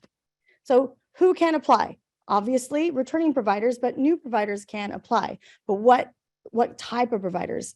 They need to be licensed as the year-round business that they would be providing on Playa. They need to have all the appropriate insurances. And of course, they need to apply for and obtain an SRP. Right. And they also need to meet the ACEs criteria. Yeah, you can tell I was, late night doing my slides. What are ACEs? So we had a lot of time to think about it in 2020, 2021 about the program and kind of realign it a bit. So we came up with ACEs, which are allowable categories of equipment and services. So the best way that we felt to depict this visually, because I love visual things, is like a Venn diagram. So we have 3 different lenses of why would we allow a business into Burning Man and to provide what type of service? You have health and safety. Like, does this provider help with health and safety? Is their professional services really important to that? Does this help us meet our sustainability goals? Because it's huge. Like, we've got some really big, awesome goals, and we need all of you to help us reach those as soon as we can. And then the third one, communal effort and gifting. Like, is this service that you are using through an OSS provider, is that helping in this larger gift to the community, right? So as a Venn diagram, if you see the overlaps between just 2 categories, those are allowed. That sweet spot in the middle where all 3 are hit, that's actually actively encouraged. There's some great technologies we've had on Playa that like solar trailers, things like that. We want those types of providers if they can meet all of this ACEs criteria. Yeah. So we're really excited about this kind of new direction and clarity for the program moving forward in the future. Then here's a screenshot of our website. It tells you it's a burningman.org, right? But it's the arranging deliveries page, which then also has a page about the outside services program, has information about ACEs, and it has the OSS feedback and authorized provider list. This is your gold mine for outside services, right? We will post when we have done the process of who's an authorized outside service provider. It will be on there. We're hoping for late April, right? And so that makes it very clear that they're an outside service provider and you can use their services. Also, there's a feedback form there. So if you've had problems or you want to give kudos, we take all of that feedback. And we'd love to have it because we use that every year as we decide who comes in. And I heard someone in the chat talk about price gouging, and we're actively working on that. We've had mechanisms to try to make sure there's no price gouging. So like I said, feedback, if you've got feedback, we need to hear it, right? So that's, I think I've gone over everything. I'm telling you, I was having fun with the slides. Sorry, y'all. But outside services at burningman.org is like the catch-all email address. Any questions, put it in outside services. You want to talk to me directly, anyone on this call, you can also email me at president@burningman.org. That will get my direct inbox. Yeah, and I'm just so excited for 2023. And I'm really just honored and privileged that I get to serve all of you in the community. So thank you. All right, thank you, President. There's a lot of helpful information on our website. I often try to tell people that ask placement questions, have you checked the website yet? So there's definitely an area for arranging deliveries and outside services. There's an area for most things that you want to find. So start there first, but you can always email us as well. So I'm going to shift gears a little bit. We've talked about camp support that is here to support you. We also talked about outside services here to support you. But I'm really excited about this panel because I think that a lot of times I go on the internet and go on discussion groups and people are like, the org should do this, the org should do that, or you're not doing it right. And then there's people that are actually taking their own initiatives to offer services to the community and not necessarily depending on the org to do anything because they're saying, hey, there's a need here and I'm excited to help fill that need. So we pulled together a panel of people that have really taken their own initiative to offer things to the community that you are probably very familiar with. So I'm going to hand it back to Monday to bring this panel aboard and talk about, what can you do without the org and how can you contribute and enhance the Playa on your own? Oh yeah, thanks, Level. I'm really excited about this panel too. We have an amazing group of people. We have Sander, who I think is there he is. And Sander has been burning since 2014. He's the theme camp organizer for Hoopla.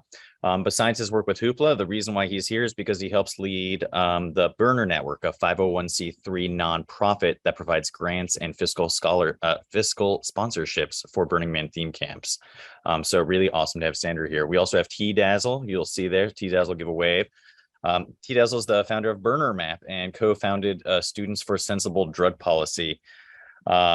So for the last decade, he's been leading workshops at Burning Man on creating immediacy and leading connection exercises to bond campmates.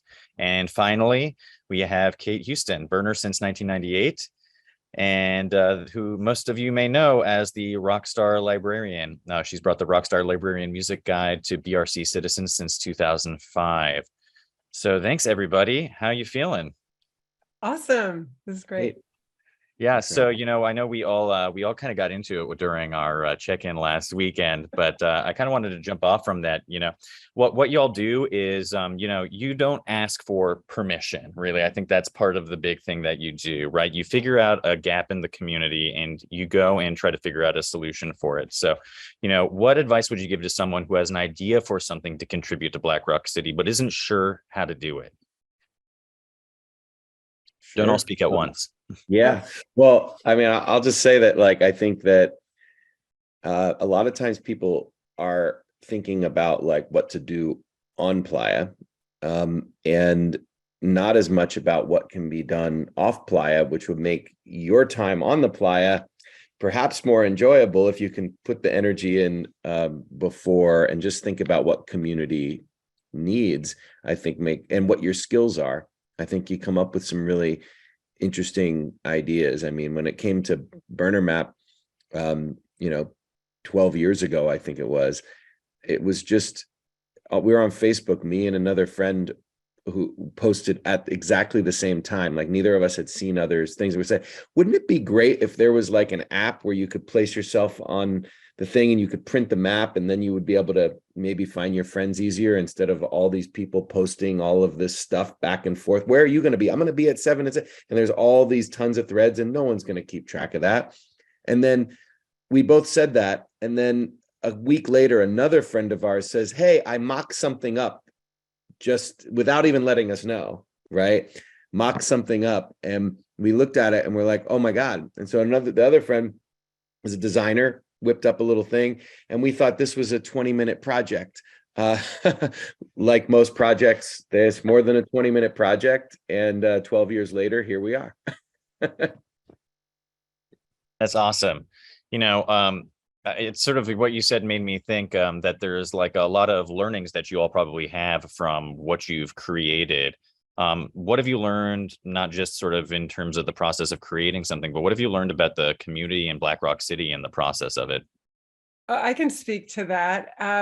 If you have an idea, don't lone wolf it. Don't do it on your own. Don't just be myopic. You'd be surprised how many people will get behind your thing and go, oh my God, that's a great idea. So just like you were saying, wouldn't it be great if ... is how all the ideas here started, I think, was, wouldn't it be great if we knew where music was on the playa? So when we walked this desolate 3 to 9 back in the day when there wasn't inner playa art and it was a cold desert and you were freezing, you knew that you'd walk into something. That was my friends being lazy. And so I supplied them with something, and I got a gift that got bigger and bigger from there. But and remembering small, here's the thing I really believe too is inch wide, mile deep. Take one really simple idea and go long with it. You can build year after year on it. I mean, mine was just spreadsheets for a while. Then it became a, Word document booklet. Then it got too big. And then somebody, because I asked, said, oh, I can make a database for you, because it got too big. And so then more people were on board. And even last year when there was a bit of chaos going on with my new 1.0 database, as you know, has lots of fails, it was great. People jumped on board to help. So you'll be surprised how many people will love your idea and just really be inch wide, mile deep. And that allows for more connection and depth and ahas. And people love that. Just like we talked about a gal who did the toothbrush cart, and she pushes it out in the middle at 2 a.m. at all the dance camps so you can brush your teeth with mint. I mean, it's amazing, because somebody said, wouldn't it be great if I could brush my teeth? She just created it. So small projects are great, and they can grow over time or stay small. They matter just as much as these big, glitzy, full frontage theme camps. We all started small. Yeah, starting small is so important, and I wish I could underline that for everybody, whether it's a project like what y'all have been bringing or it's a theme camp, don't bite off more than you can chew, because as I think we all experienced last year, the playa will make sure that it is there to try to destroy all your hopes and dreams. At least that's maybe just how it felt to me. I don't know about the rest of you. Well, I kind of wanted to ask because, I feel like you all plug into different parts of the city and the community. What resources are out there for people who want to contribute? I can take that one. You think about resources, there are actually a ton of things within Burning Man that you can access. There are data sources. There are ways to tap into some of the data that people have made publicly available or agreed to make publicly available. That's a source of data that we use to map all of the theme camps through Burner Network. I will tell you as well, just a second, something that Rockstar Librarian was saying. When you're thinking about a project and doing something, you don't necessarily have to know how to do it yourself. There are so many resources out there, people who are willing to help. When we saw a need through camp support during the pandemic to support camps that were going under because they didn't have enough money to pay for their storage costs, we said, well, gosh, there's a big honorarium program for art. There's nothing for camps or for mutant vehicles. And so I was able to reach out through Burning Man to the people who do the arts program and said, hey, we want to do something similar. Can you give me some sample docs, or could you give me an overview of how you do things? And they were perfectly willing to do that. When we wanted to do Discord or do the map, some of the things that Yeti talked about earlier, I'm not a Discord expert. I'm not a WordPress expert, but there are people in the community who are willing to help you for free for as many hours as you want, because they love and care about the same things that you do. And all you got to do is ask. And, there's a million places out there you can ask, from Facebook to now this Discord to all these other places that you can go to. And you don't have to look hard to find people who are willing to help. Yeah, that's so important. I had to learn that lesson as a theme camp lead myself, but just ask for help. Don't be a hero. I think there's a lot of us, we get so tied up in our project that we forget that there's an enormous community of people all around the world who really want to participate and help you. So I love that advice. When we had all chatted a little bit last weekend, we talked about some of the things like unintended consequences of what you're creating. And I think that's also important, both in the good and bad way. So when you're creating some of these things, how do you deal with, what happens after you've put what you've created into the world? Mm-hmm.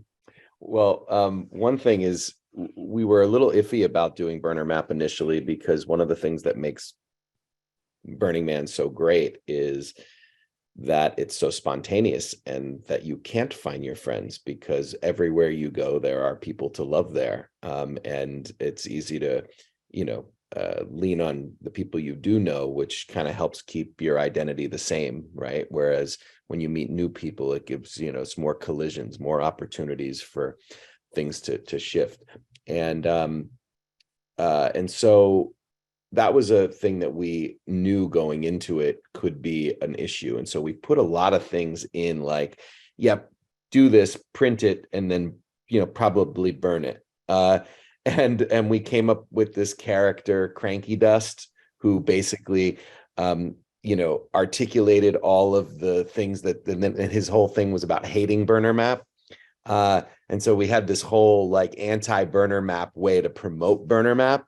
Like, don't do that. You don't need to know where your friends are. They're not your friends anyway. I remember back when it was just, whiskey and shotguns, that kind of stuff. So we played with it a little bit, but yeah, there is an unintended consequence, because sometimes people are so focused on finding their friends that they forget to have the fun that's in front of them with the people that are there. I can speak to that too, and that unintended consequence of the evolution. For a long time, it was people finding any music, and then over the course of the evolution of what camps are showing up, then a lot more live music is showing up. And I'm a big music fan about all music. I was a choir geek, so I go way back with music. So I love the idea of highlighting live music, and I made a conscious choice not to separate those and to have all music in one guide and highlight what that is, because there's not as many, or they're a little more ragtag, old timey. So really getting to highlight camps that are really bringing their all, but don't have the, people's eyes on them to know, oh, I should go visit and hear that chamber music or this other thing. And I love all that. So it's really fun. I think now it's evolved into a tool to highlight camps that are newer, different things. And the people that are known, they don't need to be in the guide, because people know to go there. This is for the groups that are starting out and really trying to be a gift. And so I think the other unintended consequence that I've discovered when you get the haters is really not every gift is for everybody. It's not your gift then. Don't download it. Don't use it. Don't look at it. Snark about it, fine. But it's not your gift. It's okay. Don't use it. Or that there's a value to downloading it and on the trip reading it and getting excited and never looking at it again. I'm okay too with that. And also beautiful unintended consequences that my gift has helped people make their gift. People have printed it out, made spreadsheets of it, pasted it a certain way, made little booklets, made little art things out of it to give. So they've created new art and new gifts for my gift. So who am I to say it's out there. I love that it bursts new ideas and that they're excited about my gift so they can create something new in their way and it inspires them. So that's a beautiful unintended consequence. Yeah, I love that. I think we only have time for one more question, but this also came out of our conversation last weekend, which is, how do you make, your gifts are so helpful for people, but I feel like there's also this tension between it, right? Between connection versus transaction and participation versus consumption. So, what advice would you have for people who want to create something that's maybe going to make their life easier without making it something where they stop being participants and they start being consumers? I'll take that one. From our perspective, everything's a gift. We're not trying to make any money off this. We try to cover our costs where we can. But there's a big difference for me from creating a business and creating something that you're trying to make a living off of or make money off of, and a gift that you're giving with no expectation of any kind of return. You're just doing it because you want to help. And I think that, the people that enter with that spirit, that really sort of gets you in the right mindset. I think too, it's about intention and how we as old timies or the crusty old burners or the veterans, how we mentor, and where have we had unintended consequences of having theme camps that you do dues, you do certain number of shifts, and then you're done. That's, we've to fill need, I get it, but where is something disconnected to where we have had that unintended consequence? So I think really the intention is connection. I always say, go up to the camp if you find a DJ or a camp you love with the music and say thank you and have a conversation with somebody in camp. That's more than you just consuming and dancing and enjoying, but you're really acknowledging. Gratitude is a huge way to participate, and vocalizing that and hugging, and it's so endearing when I get that from people. That feels like that's like energy for me to want to continue, is that thank you. Because it feels good. Like it just keeps the circle of energy going of openness and connection when we enter with gratitude and show up and say something. Yeah, I love that. And I really appreciate the three of you being on this panel. I think before I hand it off to Level, I think Sandra, you wanted to do a quick shout out for Burner Network. Is that correct? If you have time, there's one thing I want to mention. Yeah. Because we made some changes this year. I'm just going to share some slides really quick. I don't know if you can see that, but the main thing I want to focus on is the Camp Honoraria program. This is a slide that Yeti presented earlier. We gave out $12,000 to 11 camps last year. Here are their names. A lot of them are here today. And we were excited to do this to keep these camps alive. But now that we have Burning Man again and camps have dues, that's been a little bit less of an issue. So we wanted to let folks know that we're changing the program slightly. We're adding camps that are looking to take a year off. So there are storage costs there. They want to make sure that you know that there's this resource out here. We're going to try and give $25,000 away this year to camps. This is money that's all provided from burners. It doesn't come from a corporation. We've had people give $10,000. We've had people give $5. Any bit helps. And we have a donor that wanted me to let you know that he will match the next $10,000 that get donated. Wow. And he wanted to do that anonymously, but I wanted to say thank you for that. We need donors, we need grant applicants, we need grant committee folks. And so if you'd like to learn more, you want to volunteer, burnernetwork.org. The last thing that I wanted to mention, and I'm going to skip ahead to the Discord because I keep seeing in chat, people want this code. I think like 50 of you have joined in the last few minutes. So we'll get on there and we'll get you all properly set up. But here's the QSR link again for those that want to join. Yeah, thanks, Sander. I think it's just really amazing helping out theme camps in a way. T-Dazzle, Kate, thank you so much for being here as well and for your gift to the Playa. The Playa as it is today is what it is in a large part because of the gifts that you've given the community. So thanks to all of you, and I'll hand it back to Level. Thank you, Monday. Thank you to that panel. Just so folks know, I think some of you may have seen that there was a chomp guide that someone started last year. We tried to get him on this panel as well, just to show that, things continue to evolve. People still see things that need support. And, I think there's so many gifts happening on Playa at every minute of the day. So to help navigate that better, I think if you see that, you can turn to camp support for help. You can turn to other peers in the community. Just know that this is all made up by us together. So another initiative that has come about just through the community as well are many of our sustainability initiatives. And for the past few years, there's been a growing community called the Green Theme Camp community. You may have heard of them. So I want to give some time to a couple folks. There's Claire Wild from the Green Theme Camp community and Christopher Breedlove, Burning Man's Director of Civic Activation, who are here to tell you a little bit more about what they're up to in a new program called Blast that you may want to sign up for if you want to get in the loop. Great. Thanks so much, Level. Good morning, everybody. I am wearing my Burners Without Borders theme camp mayor hat today. And I'm going to bring Claire up in just a second. I'm going to share my screen.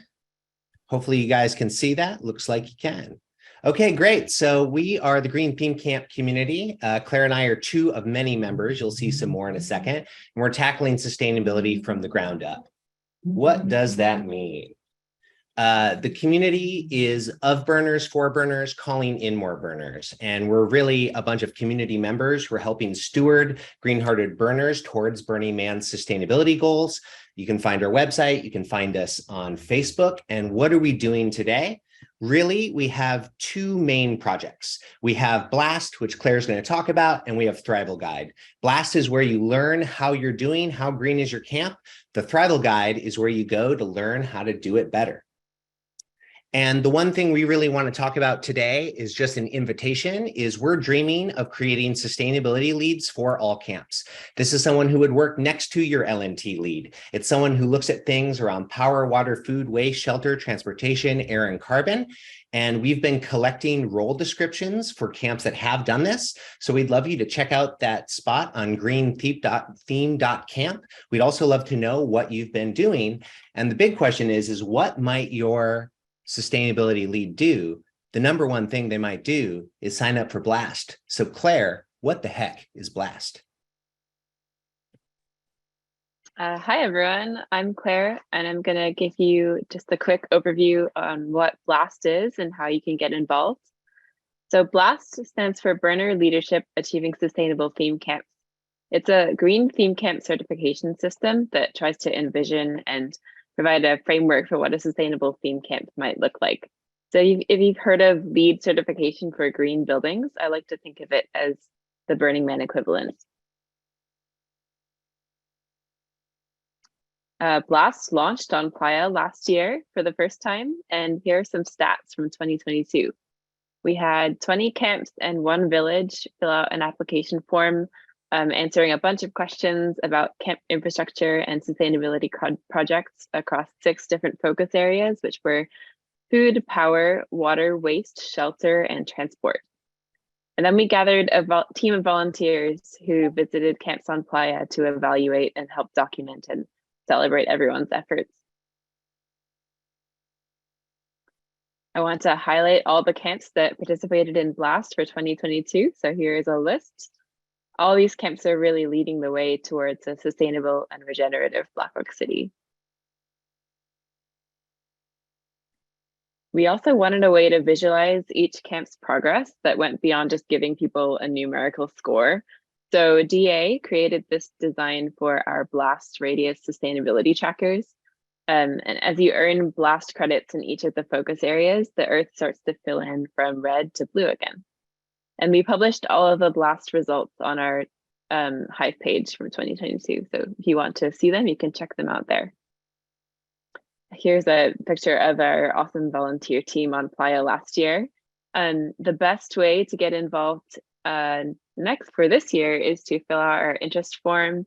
And we're going to drop the link in the chat. And you can also join our Hive page, Hive group.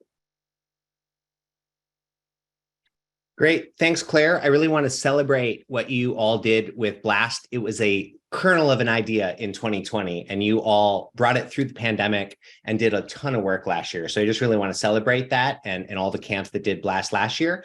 And just a quick plug for the other project we were talking about. You can find it online at thrival.guide. We are trying to build an open source playbook of the best infrastructure solutions for Playa.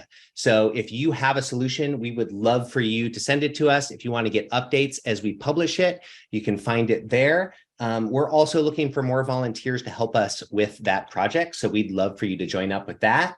And then kind of to finish us off, we want to invite you. We're going to have a happy hour, Green Theme Camp happy hour this Wednesday from 5 to 6 p.m. Pacific. Claire, what are we going to talk about? Well, it's a great place to come and ask questions about Blast and meet other camp leads and talk about sustainability. Cool. Thanks, Claire. I think we're going to hand it back to Level. And I do just want to say, if you want to find the other camps doing it, check out greentheme.camp and you can see all the other leaders there. Thanks so much. Thank you, Christopher. Thank you, Claire. So much going on. I also noticed in chat Some people are like, can I get that slide deck? Just know we do plan to package all this for you all at the very end and send out links to all the things you're seeing in chat. If you're not catching it there, you will hopefully be able to catch it again. All right, we're on the topic of sustainability. We're on the topic of green. We have Blast, we have Green Theme Camp Community, and we have solar. I'm going to show you a little video about some exciting things happening in the solar world, both with Burning Man Project and hopefully will emanate into the community.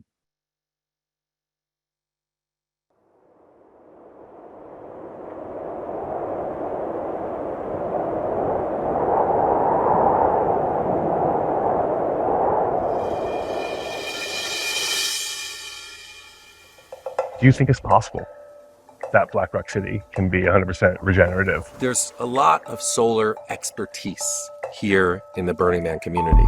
We're way farther than everyone thinks. Burners are more than willing to be like, oh, how can I do it better? Experiential learning and prototyping. The Burning Man organization set forth a roadmap by 2030 to get rid of all generators on Playa. A couple years ago, people say that's impossible. Never, no, don't mess with my burn. No, we're gonna raise the bar. We talk about net zero Black Rock City, a Black Rock City that doesn't create negative emissions. We need to pay more attention to our power. Understanding how much power you need, how much power for how long of time you need. We're going to alleviate people needing to bring out extra shade pieces, extra structure for their shade in their camp, as well as all the power infrastructure for that stuff. We are run 100% on solar energy. To be here from dusk to dusk and to hear the silence of this camp, it's such a blessing. We got the power.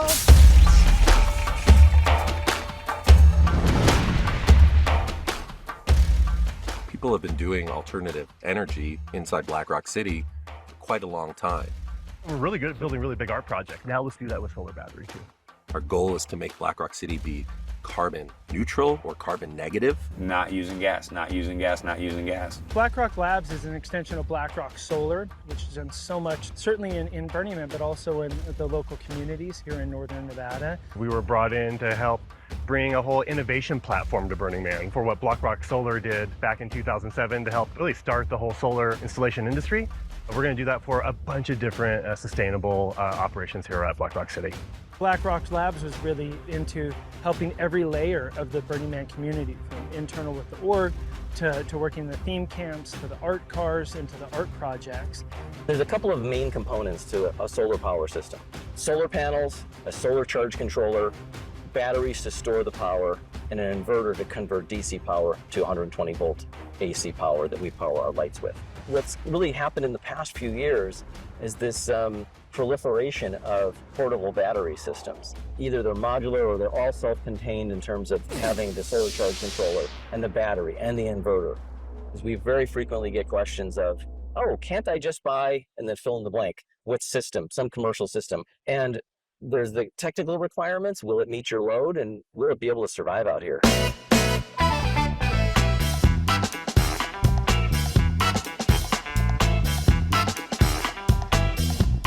There's 3 different solar initiatives that we're pushing. They're based on scale of project.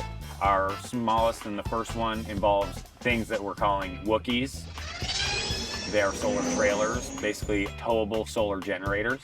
They are 2,500 watts. They can power a small kitchen, a couple of our living boxes.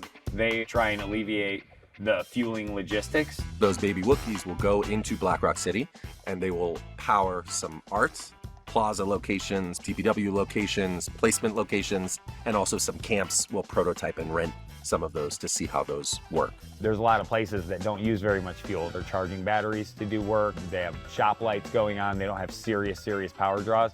So instead of bringing them gas generators that almost always are underutilizing, we can bring them these portable, towable solar generators. And now not only do they not use gas for while they're powering their things, but we also don't need the fueling logistics involved of bringing a truck with gas to fill it up every day.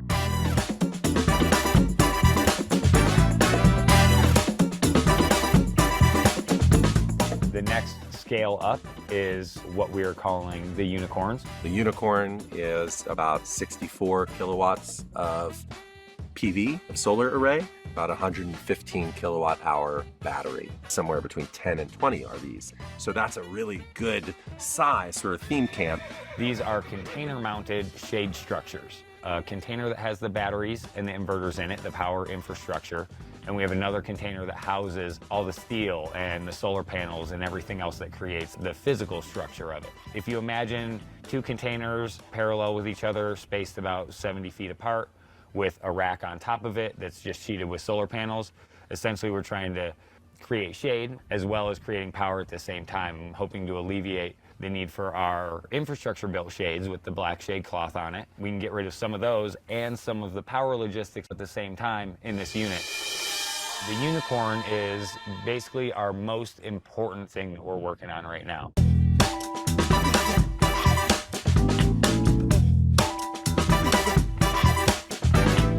The third scale up from our solar initiatives is a thing called Falcor.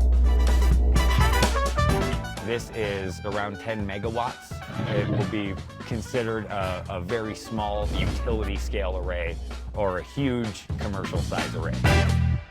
Those three formed the backbone of what we thought of as our solar infrastructure. What we want to do is promote innovation and prototyping and provide an experience so that people can come, try those things and move on. These products exist. They can do it. So that is super exciting. I think about what I was saying earlier about, do we actually build this and make all this happen? If we can tackle building a city in the dust and the heat and make it all go away, we can also tackle these bigger questions of solar sustainability and saving the world. So part of that effort is about leaving no trace. And if you have checked the Burning Man Journal, you may have noticed that just yesterday, fresh, hot off the presses, all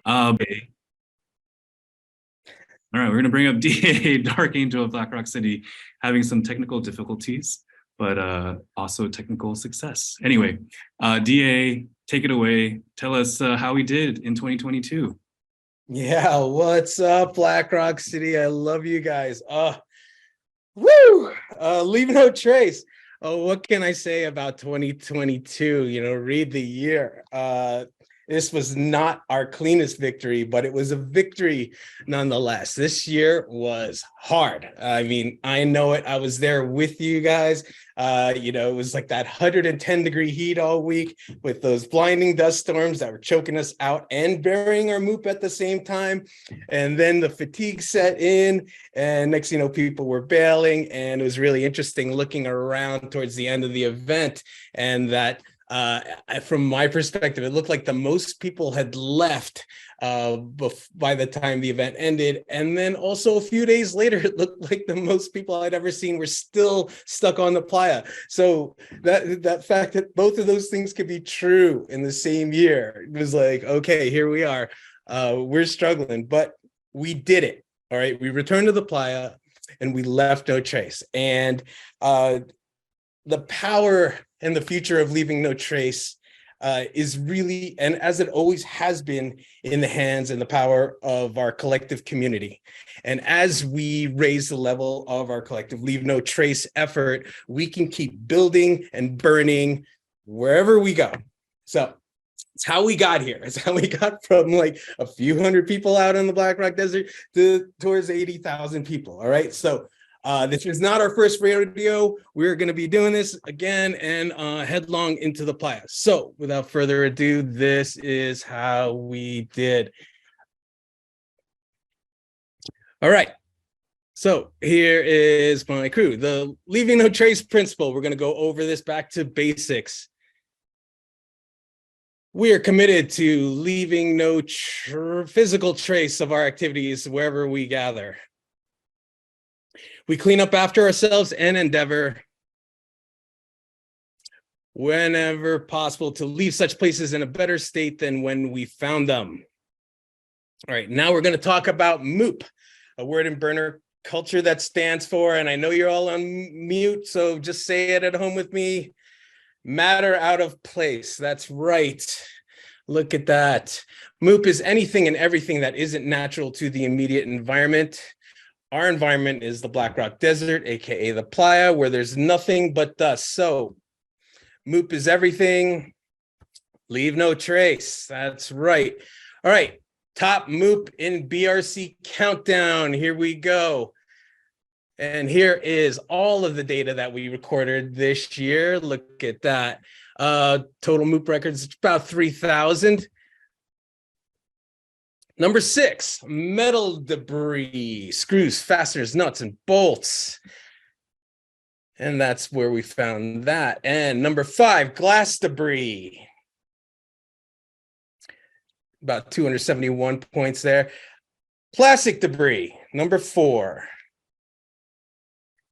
And coming in at number 3 is the former heavyweight champion of MOOP, wood debris. So we are making some progress on the wood debris front. So good job with that. Wood debris is now number 3. Now up to number 2. Assorted matter out of place. This is the button that we press when we're just like, shit is moopy. All right. This is just a little bit of everything. It's an assorted bag. Can't itemize every single one to every square inch of the playa. Nope, not going to do it. We're pressing the assorted matter out of place button. So that was 931 out of a total of 3,000. And so here it is, as you may have seen in the new journal post, the new number 1 MOOP in Black Rock City is, and it's a doozy, tent stakes, rebars, spikes, lag bolts. Boo! Come on, you guys. You're gonna be able to look at this. This is the most dangerous MOOP. This is not cool. All right, look at that. These are tire poppers. These are bad. These are dangerous. All right, so we have to own this. We need to own this, and we need to account for it. And we need you guys to account for everything that you put into the ground, especially tent stakes, rebar, lag bolts. No excuse. If those lag bolts are going flush into the ground, you need to tie a marker off so you know where it is, or you flag it, but just make sure that you account for all of them. Because this is what happens when you leave rebar on the ground. And we don't want that to happen. We share the Black Rock Desert. We share it, and so it's our responsibility to leave no trace. So the amount of tent stakes was about 1,000. So that means 1/3 of the MOOP that we were able to record was tent stakes, rebar, lag bolts. So what happened, Black Rock City? Did we forget? Did we forget? Did we forget in these like couple years, 2, 5 years, whatever it is, like, did we forget? Or what happened out there? I understand that the dust is coming and it's coming to bury our MOOPs, and it was hard for us to find, but we need to account for it. There is no excuse. We're moving on, and we are going to bring this number down. So you heard it here first. Number 1 MOOP in Black Rock City was tent stakes. So you may have also seen that we are now pushing out an alternate version of the MOOP map, which is the clear version. And quite simply, it is much simpler to focus on the MOOP when you look at the clear version. It is red and yellow. This is where the MOOP is, as opposed to our eyes being distracted to where the MOOP isn't, which is often what happens with green. And green is a beautiful thing when we see it. But when you look at it this way, you can really see where MOOP was happening and where we need to improve. All right, so, and it is the same exact data as the traditional green MOOP map. Here we've swapped out green for clear, which generally means, so let's start with red is stop, difficult progress, MOOP recorded. Yellow, caution, moderate progress, some MOOP recorded. Clear, keep going, move, go, go, go, forward progress, no MOOP recorded. That doesn't mean that it was perfect. And it's very important for me to convey that to you. It never has meant that it was perfect. It means it is not breaking our stride. We are moving. All right. So, and here is the good old traditional green version. Okay. Looks a lot less stressful, right?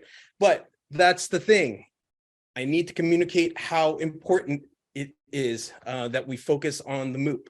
So if you're striving for green, you're going for green, you want to see green, go for green. That's really great. Go for green, but do not lose sight of the MOOP. Okay. Moving onward. And there it is. Just so you know, it's the same thing. Green and clear are the same. Moving forward, and here compared to the 2019 MOOP map, which was our cleanest MOOP map and also coincides with our best score in the Bureau of Land Management post-event inspection. And there's a good old Black Rock City. And here are the results of the inspection. The Bureau of Land Management site inspection is conducted 1 month after the burn. The allowable MOOP standard is 1 square foot per acre. Say it with me at home, 1 square foot per acre. 1 acre equals 43,560 square feet. So imagine a football field without the end zones. Therefore, you can say Black Rock City is 3,603 acres. That's 3,603 football fields.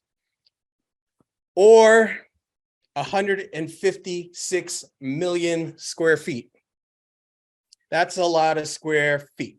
And that's why your cleanup effort means the world does. So here is a snippet of the inspection report, and you'll see that it says that we are required following each Burning Man event, clean up the playa such that less than 10% of all post-event inspection points contain no more than 1 square foot per acre. That means if we have 120 test points, we are not allowed to fail 12. All right, that number, we moved from 0 to 12 real quick with that number. It is not a lot. All right, that is a new stipulation on top of our 1 square foot per acre. And this was a direct result of the environmental impact statement that was written, that the BLM wrote for Burning Man back in 2019. So this is what a BLM test point looks like. Nail a stake into the ground here, tie off a 38-foot rope and line up. And then you MOOP in a circular radius and you put it all in a plastic bag. We're going to start asking you guys to test yourselves. More on that later, right? And this is all the results. This is us during the inspection, just getting an eyeball to get a general understanding. And this year was close, all right? And then that MOOP is actually photographed over a green screen and the pixels are counted. And this is how they figure out the percentage on whether we passed or failed. All right, and so here's the inspection. We are not allowed to fail 12 test points out of the 120. All right, there's 12, there's the bar. In 2019, we only failed 1. That is a practically perfect score. And in 2022, we failed 8. All right, so we failed 8, but there were plenty bags that were very close to the margin. So this number could have very easily, it's a game of inches. It's literally a game of inches. And so going from 8 to 12, that could have happened real quick. And we being at 8 honestly is for us, and especially knowing how moopy it was, we passed by the skin of our teeth this year. So if there's any good news, it's that we were on average able to keep the MOOP down. So in 2019, we were at 0.2 square foot per acre, and in 2022, we were at 0.4 square foot per acre. So that's a bit of good news. We fought hard to get that result, but it's that 10% that's the one that's always looming over this standard now. Moving on, here's some quick tips, and we're going to be posting a blog post about this in the next month or two. We are going to, here's some of our advice. 1, daily morning MOOP sweeps. This is, again, the power of your community. You guys have like 100 people, 200 people in your camp. Get 15 or more to do MOOP sweeps every morning for 15 minutes. all we're saying. If you do a little bit every day, that makes a massive difference. That is MOOP that you will not have to dig and find at the end of the event. Now, this could be different 15 people, and this could add up to, by the end, this could add up to 100 people, like at the end of the week. And what's good is that your MOOPers will start developing the language, and they'll start developing the talk and seeing where MOOP is and what the trends were, which will aid you guys when you do this, which is you're going to start making your own MOOP map. You guys are going to be MOOP mapping your own camps. I want you guys to know what your impact is and where it's going to be. And this way, you know what's up and we know what's up, and we can talk when it's all said and done and just say, hey, you're accounting for this. You know that the impact's gonna be the burn or the bar or the dance floor or the potties or the showers or the kitchen, right? So you're gonna be anticipating it, and you're gonna be marking your own MOOP map, and we're gonna compare notes. So 3, when you after you strike your camp, then you MOOP sweep again. And this is where you need, again, like your 15 or so MOOPers. Ideally, you could stretch out the width of your camp 6 feet apart or arms width apart. All right. So you're going to be MOOP sweeping after the strike. Now, I know a lot of people said it's like, oh yeah, our stuff was still there. Do your best to try to like get all that stuff off the playa. Just have your MOOPers there and MOOP sweep your camp. And then you're going to be using the BLM inspection method to MOOP test your camp. So basically, this is what they do to us and what we do to ourselves when we test ourselves. All right, I want you to stress test areas that you know are going to be MOOPy or that took an impact. So whether you're the dance floor or it's your kitchen or the showers or any of those places, test yourself. And what you're going to do is you're going to nail spike into the ground. Don't forget to pull it out at the end, but nail spike into the ground, tie a 38-foot rope, and you're going to MOOP the radius with your MOOPers. And then you're going to put those results into a bag.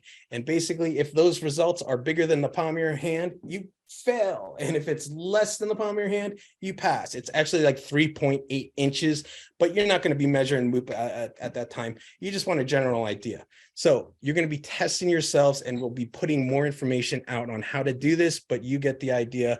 And then 5, leave no trace and get the hell off the playa. All right. And it's going to be like, boom, let's get out of there. Stand proud, BRC. We're still undefeated and unstoppable. Join the winning team, join Resto, join my crew. If any of you guys want to learn, it is a great training ground. People who've been on my crew are now leads of their regional events, Leave No Trace, and often are leads of their theme camp, Leave No Trace. Love to have you on the crew. We'll have more information about that coming. So Leave No Trace. Love you guys. Restoration@burningman.org. And back to you, Level. Leave no trace. It's a big duty that we have. And, you know, I think that even though there's a BLM inspection, we want to really lean on, this is our culture. Our culture is about leaving no trace. It's not about BLM and just passing that. So really appreciate everyone's help in that. I'm going to move forward. We have a couple final presentations just to tell you a little bit about what else is going on in the Burning Man universe.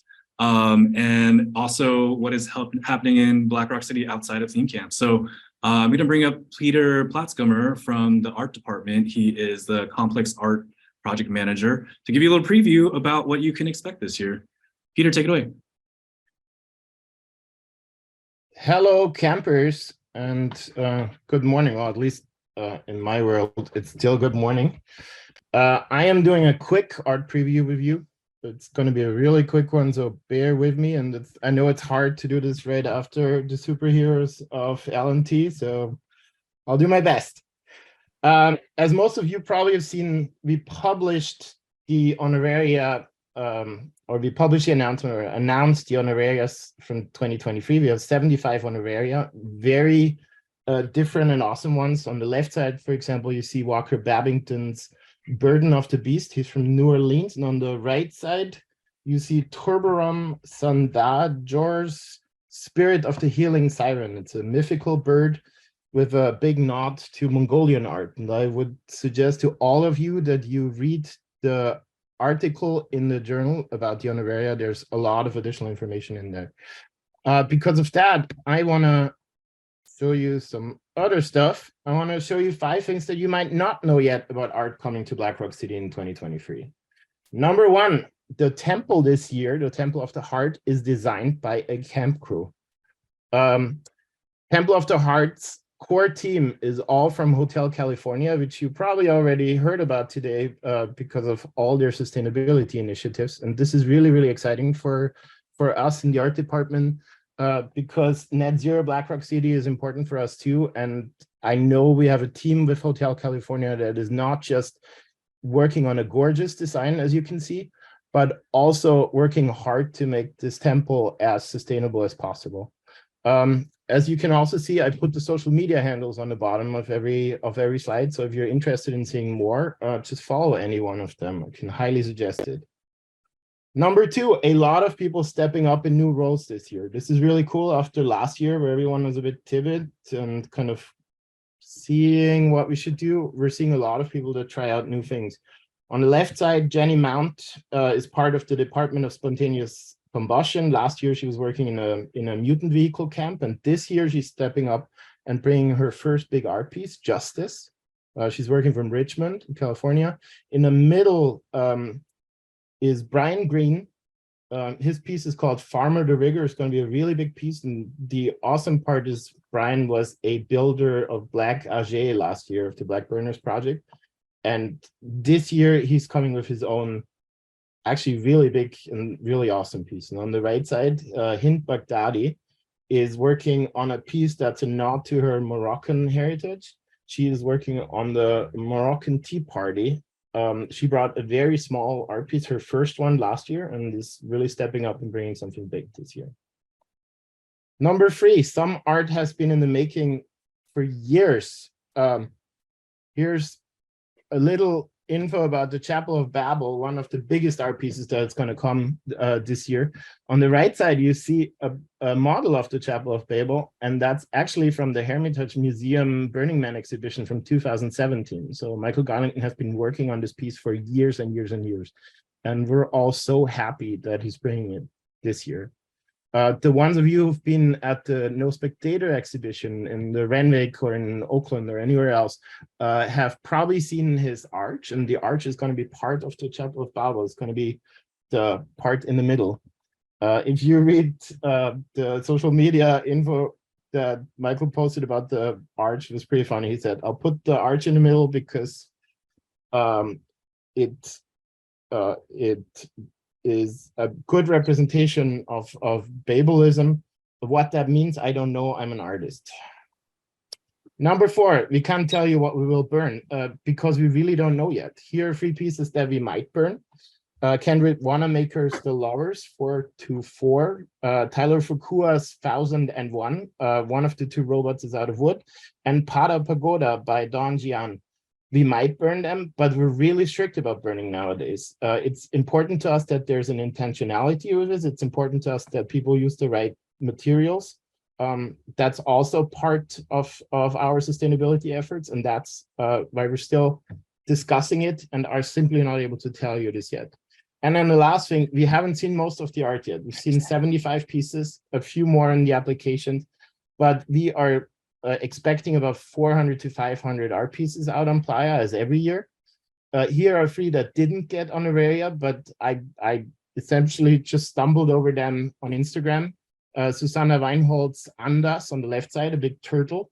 The Sanctuary Temple by Cecilia Pakalinawan, and Kubonga Bonga by the Silverback Collective on the right side.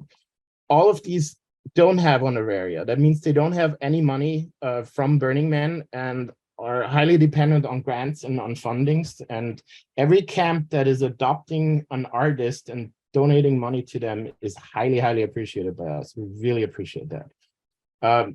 My last slide, a few more important dates. May 24th is the art installation question, or closes the art installation questionnaire. That means if you want to bring big art that's taller than 10 feet, you need to put this information in by May 24. Afterwards, until the burn, you can still bring pieces that are smaller than that. And on June 4th, we will have the Desert Arts preview in some form, and we'll give you a bit more in-depth information about art. And that was it. Back to you, Level. Thank you, Peter. Thanks so much for that information about Desert Arts Preview. Yeah, if you want to dive more into art, there's so much awesomeness there. I really highly recommend that. We're going to move right along. Like I said, we're telling you a little bit more about what else is going on outside of theme camp worlds. And there is a whole effort to re-envision the next 25 years of the Burning Man Regional Network. I'm going to bring up Iris Yee, who is the head of the Regional Network. Take it away. Thank you so much, Level. Who here knows how long the Burning Man Regional Network has been around? Start off with the little pop quiz and a screen share. If you said 25 years, you are correct. It began almost 25 years ago, Burning Man Regional Network with 3 regions, and today there are over 220 volunteer regional contacts, community facilitators, network nodes, and many volunteer leaders like yourselves supporting the development of burner community locally across 34 countries. And what was once a single regional event in Texas almost 25 years ago has become over 100 official regional events leading up to the pandemic. And last year, there were 78 regional events held. And if you added up the population of all those official regional events last year, that population would total to 80,000, which is almost the same as Black Rock City's population, which is a stat that just blows my mind. And through some surveying, we found out that over 2,000 theme camps participated in those regional events last year. And these are I'm sharing just some of these indicators of the organic growth of the global community, which has led to some challenges, also interesting explorations of opportunities. How might we develop a more robust peer-to-peer global network that allows it to expand at a healthy pace? So the regional network team, along with collaborators around the world, have started the 25 to Thrive Regional Network Evolution Project to co-create a vision for the next 25 years of this global network. So how we're going to get there over the next year is through the collaboration with our 20-person project team who bring a range of experiences and skills, some of whom are Black Rock City theme camp organizers from 12 countries who are digging deep and examining years of data that we've collected over the network to re-examine its purpose, co-create a 25-year vision, a lot of feedback from different collaborators and stakeholders, and identify strategic initiatives that will move the network to its desired state. And we'll also implement some short-term initiatives along the way. My team and I learned a lot from the cultural direction setting process, and we're so inspired that we're also working with one of its lead facilitators. And we'd like to hear more from you in the theme camp community about how we might make opportunities to engage in the regional network more accessible and more welcoming to members of our Black Rock City camps. So we would very much welcome your input. If you can share your thoughts by emailing 25tothrive@burningman.org, which goes to myself, members of the coordination team for this project, I would very much appreciate it. And of course, you're welcome to log on to regionals.burningman.org if you want to seek out opportunities to engage locally, learn who your volunteer regional contacts are, and also, of course, seek out like places, including experiences like regional events that you might want to gift your camp experience. Thank you again. Back to you, Level. Thanks so much, Iris. Our panel list earlier when we were talking about taking years off mentioned that their camp goes to a regional every other year when they're not in Black Rock City. That's part of the ecosystem of this entire community, this worldwide community that we want people to think about. It's not just about the Gerlach regional that we all go to, but also about regional events and communities around the world that you might actually be in your backyard. All right, we got a couple more people talking, and then we're going to wrap up. I know that we're a little over time, so I just want to acknowledge, thank you all for staying on for extra time. We wanted to talk about volunteerism. I know that part of the effort of Black Rock City is about, participation. People are volunteering to do shifts in your camps. People are volunteering to do ranger shifts, gate shifts, greeter shifts. So we have Christy Highlands and Vegas Queen from our volunteerism department to tell you a little bit more about resources that can help you as you try to manage your volunteers, and then other ways you can plug in. So take it away, Christy and Vegas Queen. Hi, everyone. My name is Christy Highlands, and I run the Volunteerism department at Burning Man. Just to tell you a bit about us and who we are, we've been a department officially since 2017. And when we came about, our whole mission and purpose was to support, to train, and to connect the Burning Man volunteer community. So we spent the past several years doing that, and we know there's a very strong comparison between the Burning Man volunteer community and the theme camp community. You're a big community, and of course, you're all driven by volunteer effort. So the resources that we have, we want to make super sure that you have access to those too. So we're here to tell you a bit about those today and how to get involved. And with that, I'm going to hand it over to Vegas Queen, who will tell you a bit more about that.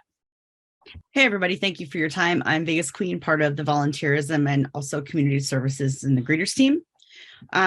Yeah, the way we look at it is you're all volunteers as well. So we see you as part of our volunteer team and our volunteer community. You have the commitments in your camp, and we get that. So we wanted to share some of the resources that we share with our volunteer leaders that might help you in, the way that you run your camps and your shifts and your volunteers.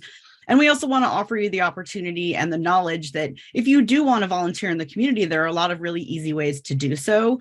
Honestly, one of the best ways is to stop by the VRT. It's located in Center Camp next to Playa Info.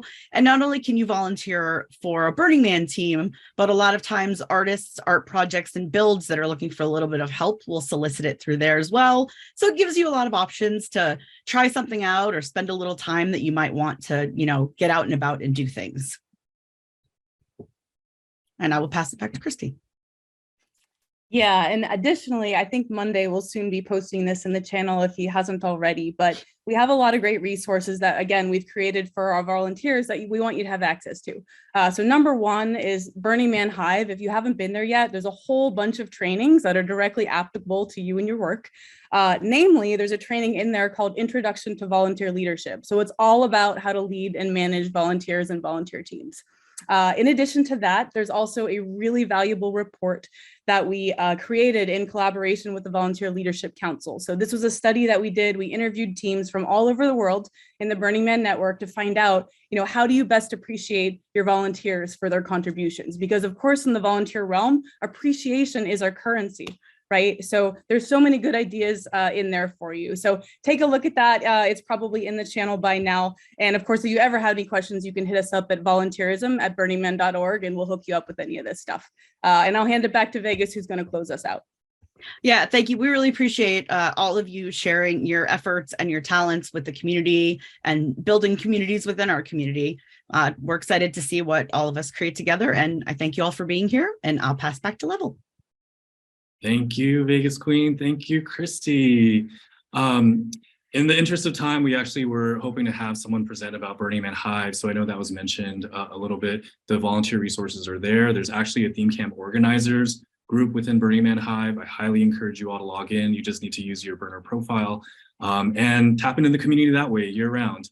And then there's also FYI, the DMV, if you're trying to bring a new mutant vehicle to the Playa, is having Ask Me Anything session tomorrow through Burning Man Hive. So that's another reason to go to that space. I'm going to wrap it because we've been talking for a while. I hope that this was a really useful, helpful presentation of so many things going on in the community. We have a lot more. There are 15 breakouts happening in the afternoon. And I just want to thank everyone for showing up today. This has been a huge feat. And before we go, I do want to thank the production crew who put this together. So first, I want to thank Monday, who has, was our facilitator for the panels, but actually helped wrangle all the cats to make this happen. I really want to thank the camp support team, especially Sander and Pita, who helped wrangle all of our breakout groups. And I want to thank we have a community events team, Justin Katz and Chris Christensen, as well as our technical moderator, Heiss. It takes a village to pull this off. It takes 70,000 people to make Burning Man happen, 80,000 people. And so really want to thank you all for everything that you do. We have a feedback form, which we hope that you can complete. We look at it every year, try to make it better. And to make sure that we cover topics that you want to hear. And thank you to our panelists and everyone who's spoken today. Without you and being the content experts that you are, we wouldn't be able to pull this off. So thank you. So many thank yous, times 10. I hope to see you all next year. We're planning this again. Might be in person, might be online. We will see. And if anything, we don't see you there, we will see you in Black Rock City 2023. Just so you know, this room, again, will stay open. You're welcome to jump out. And we're going to stop streaming on Facebook once we close. But go to those links and also to that webpage where we do show where the breakouts are happening, and join the conversation there. Those are going to be a lot more open. You'll be able to meet each other. And in case you're wondering, we did lock the meeting from being able to see each other. So if you want to get on camera right now before we hop off, you are welcome to see each other's faces. I would love to see everyone. Feel free to show yourself on camera if you'd like. You don't have to, but it is amazing to see. We had about 360 people here for most of the last couple hours. And anyway, I love you all. I appreciate you all. Thank you so much for coming today.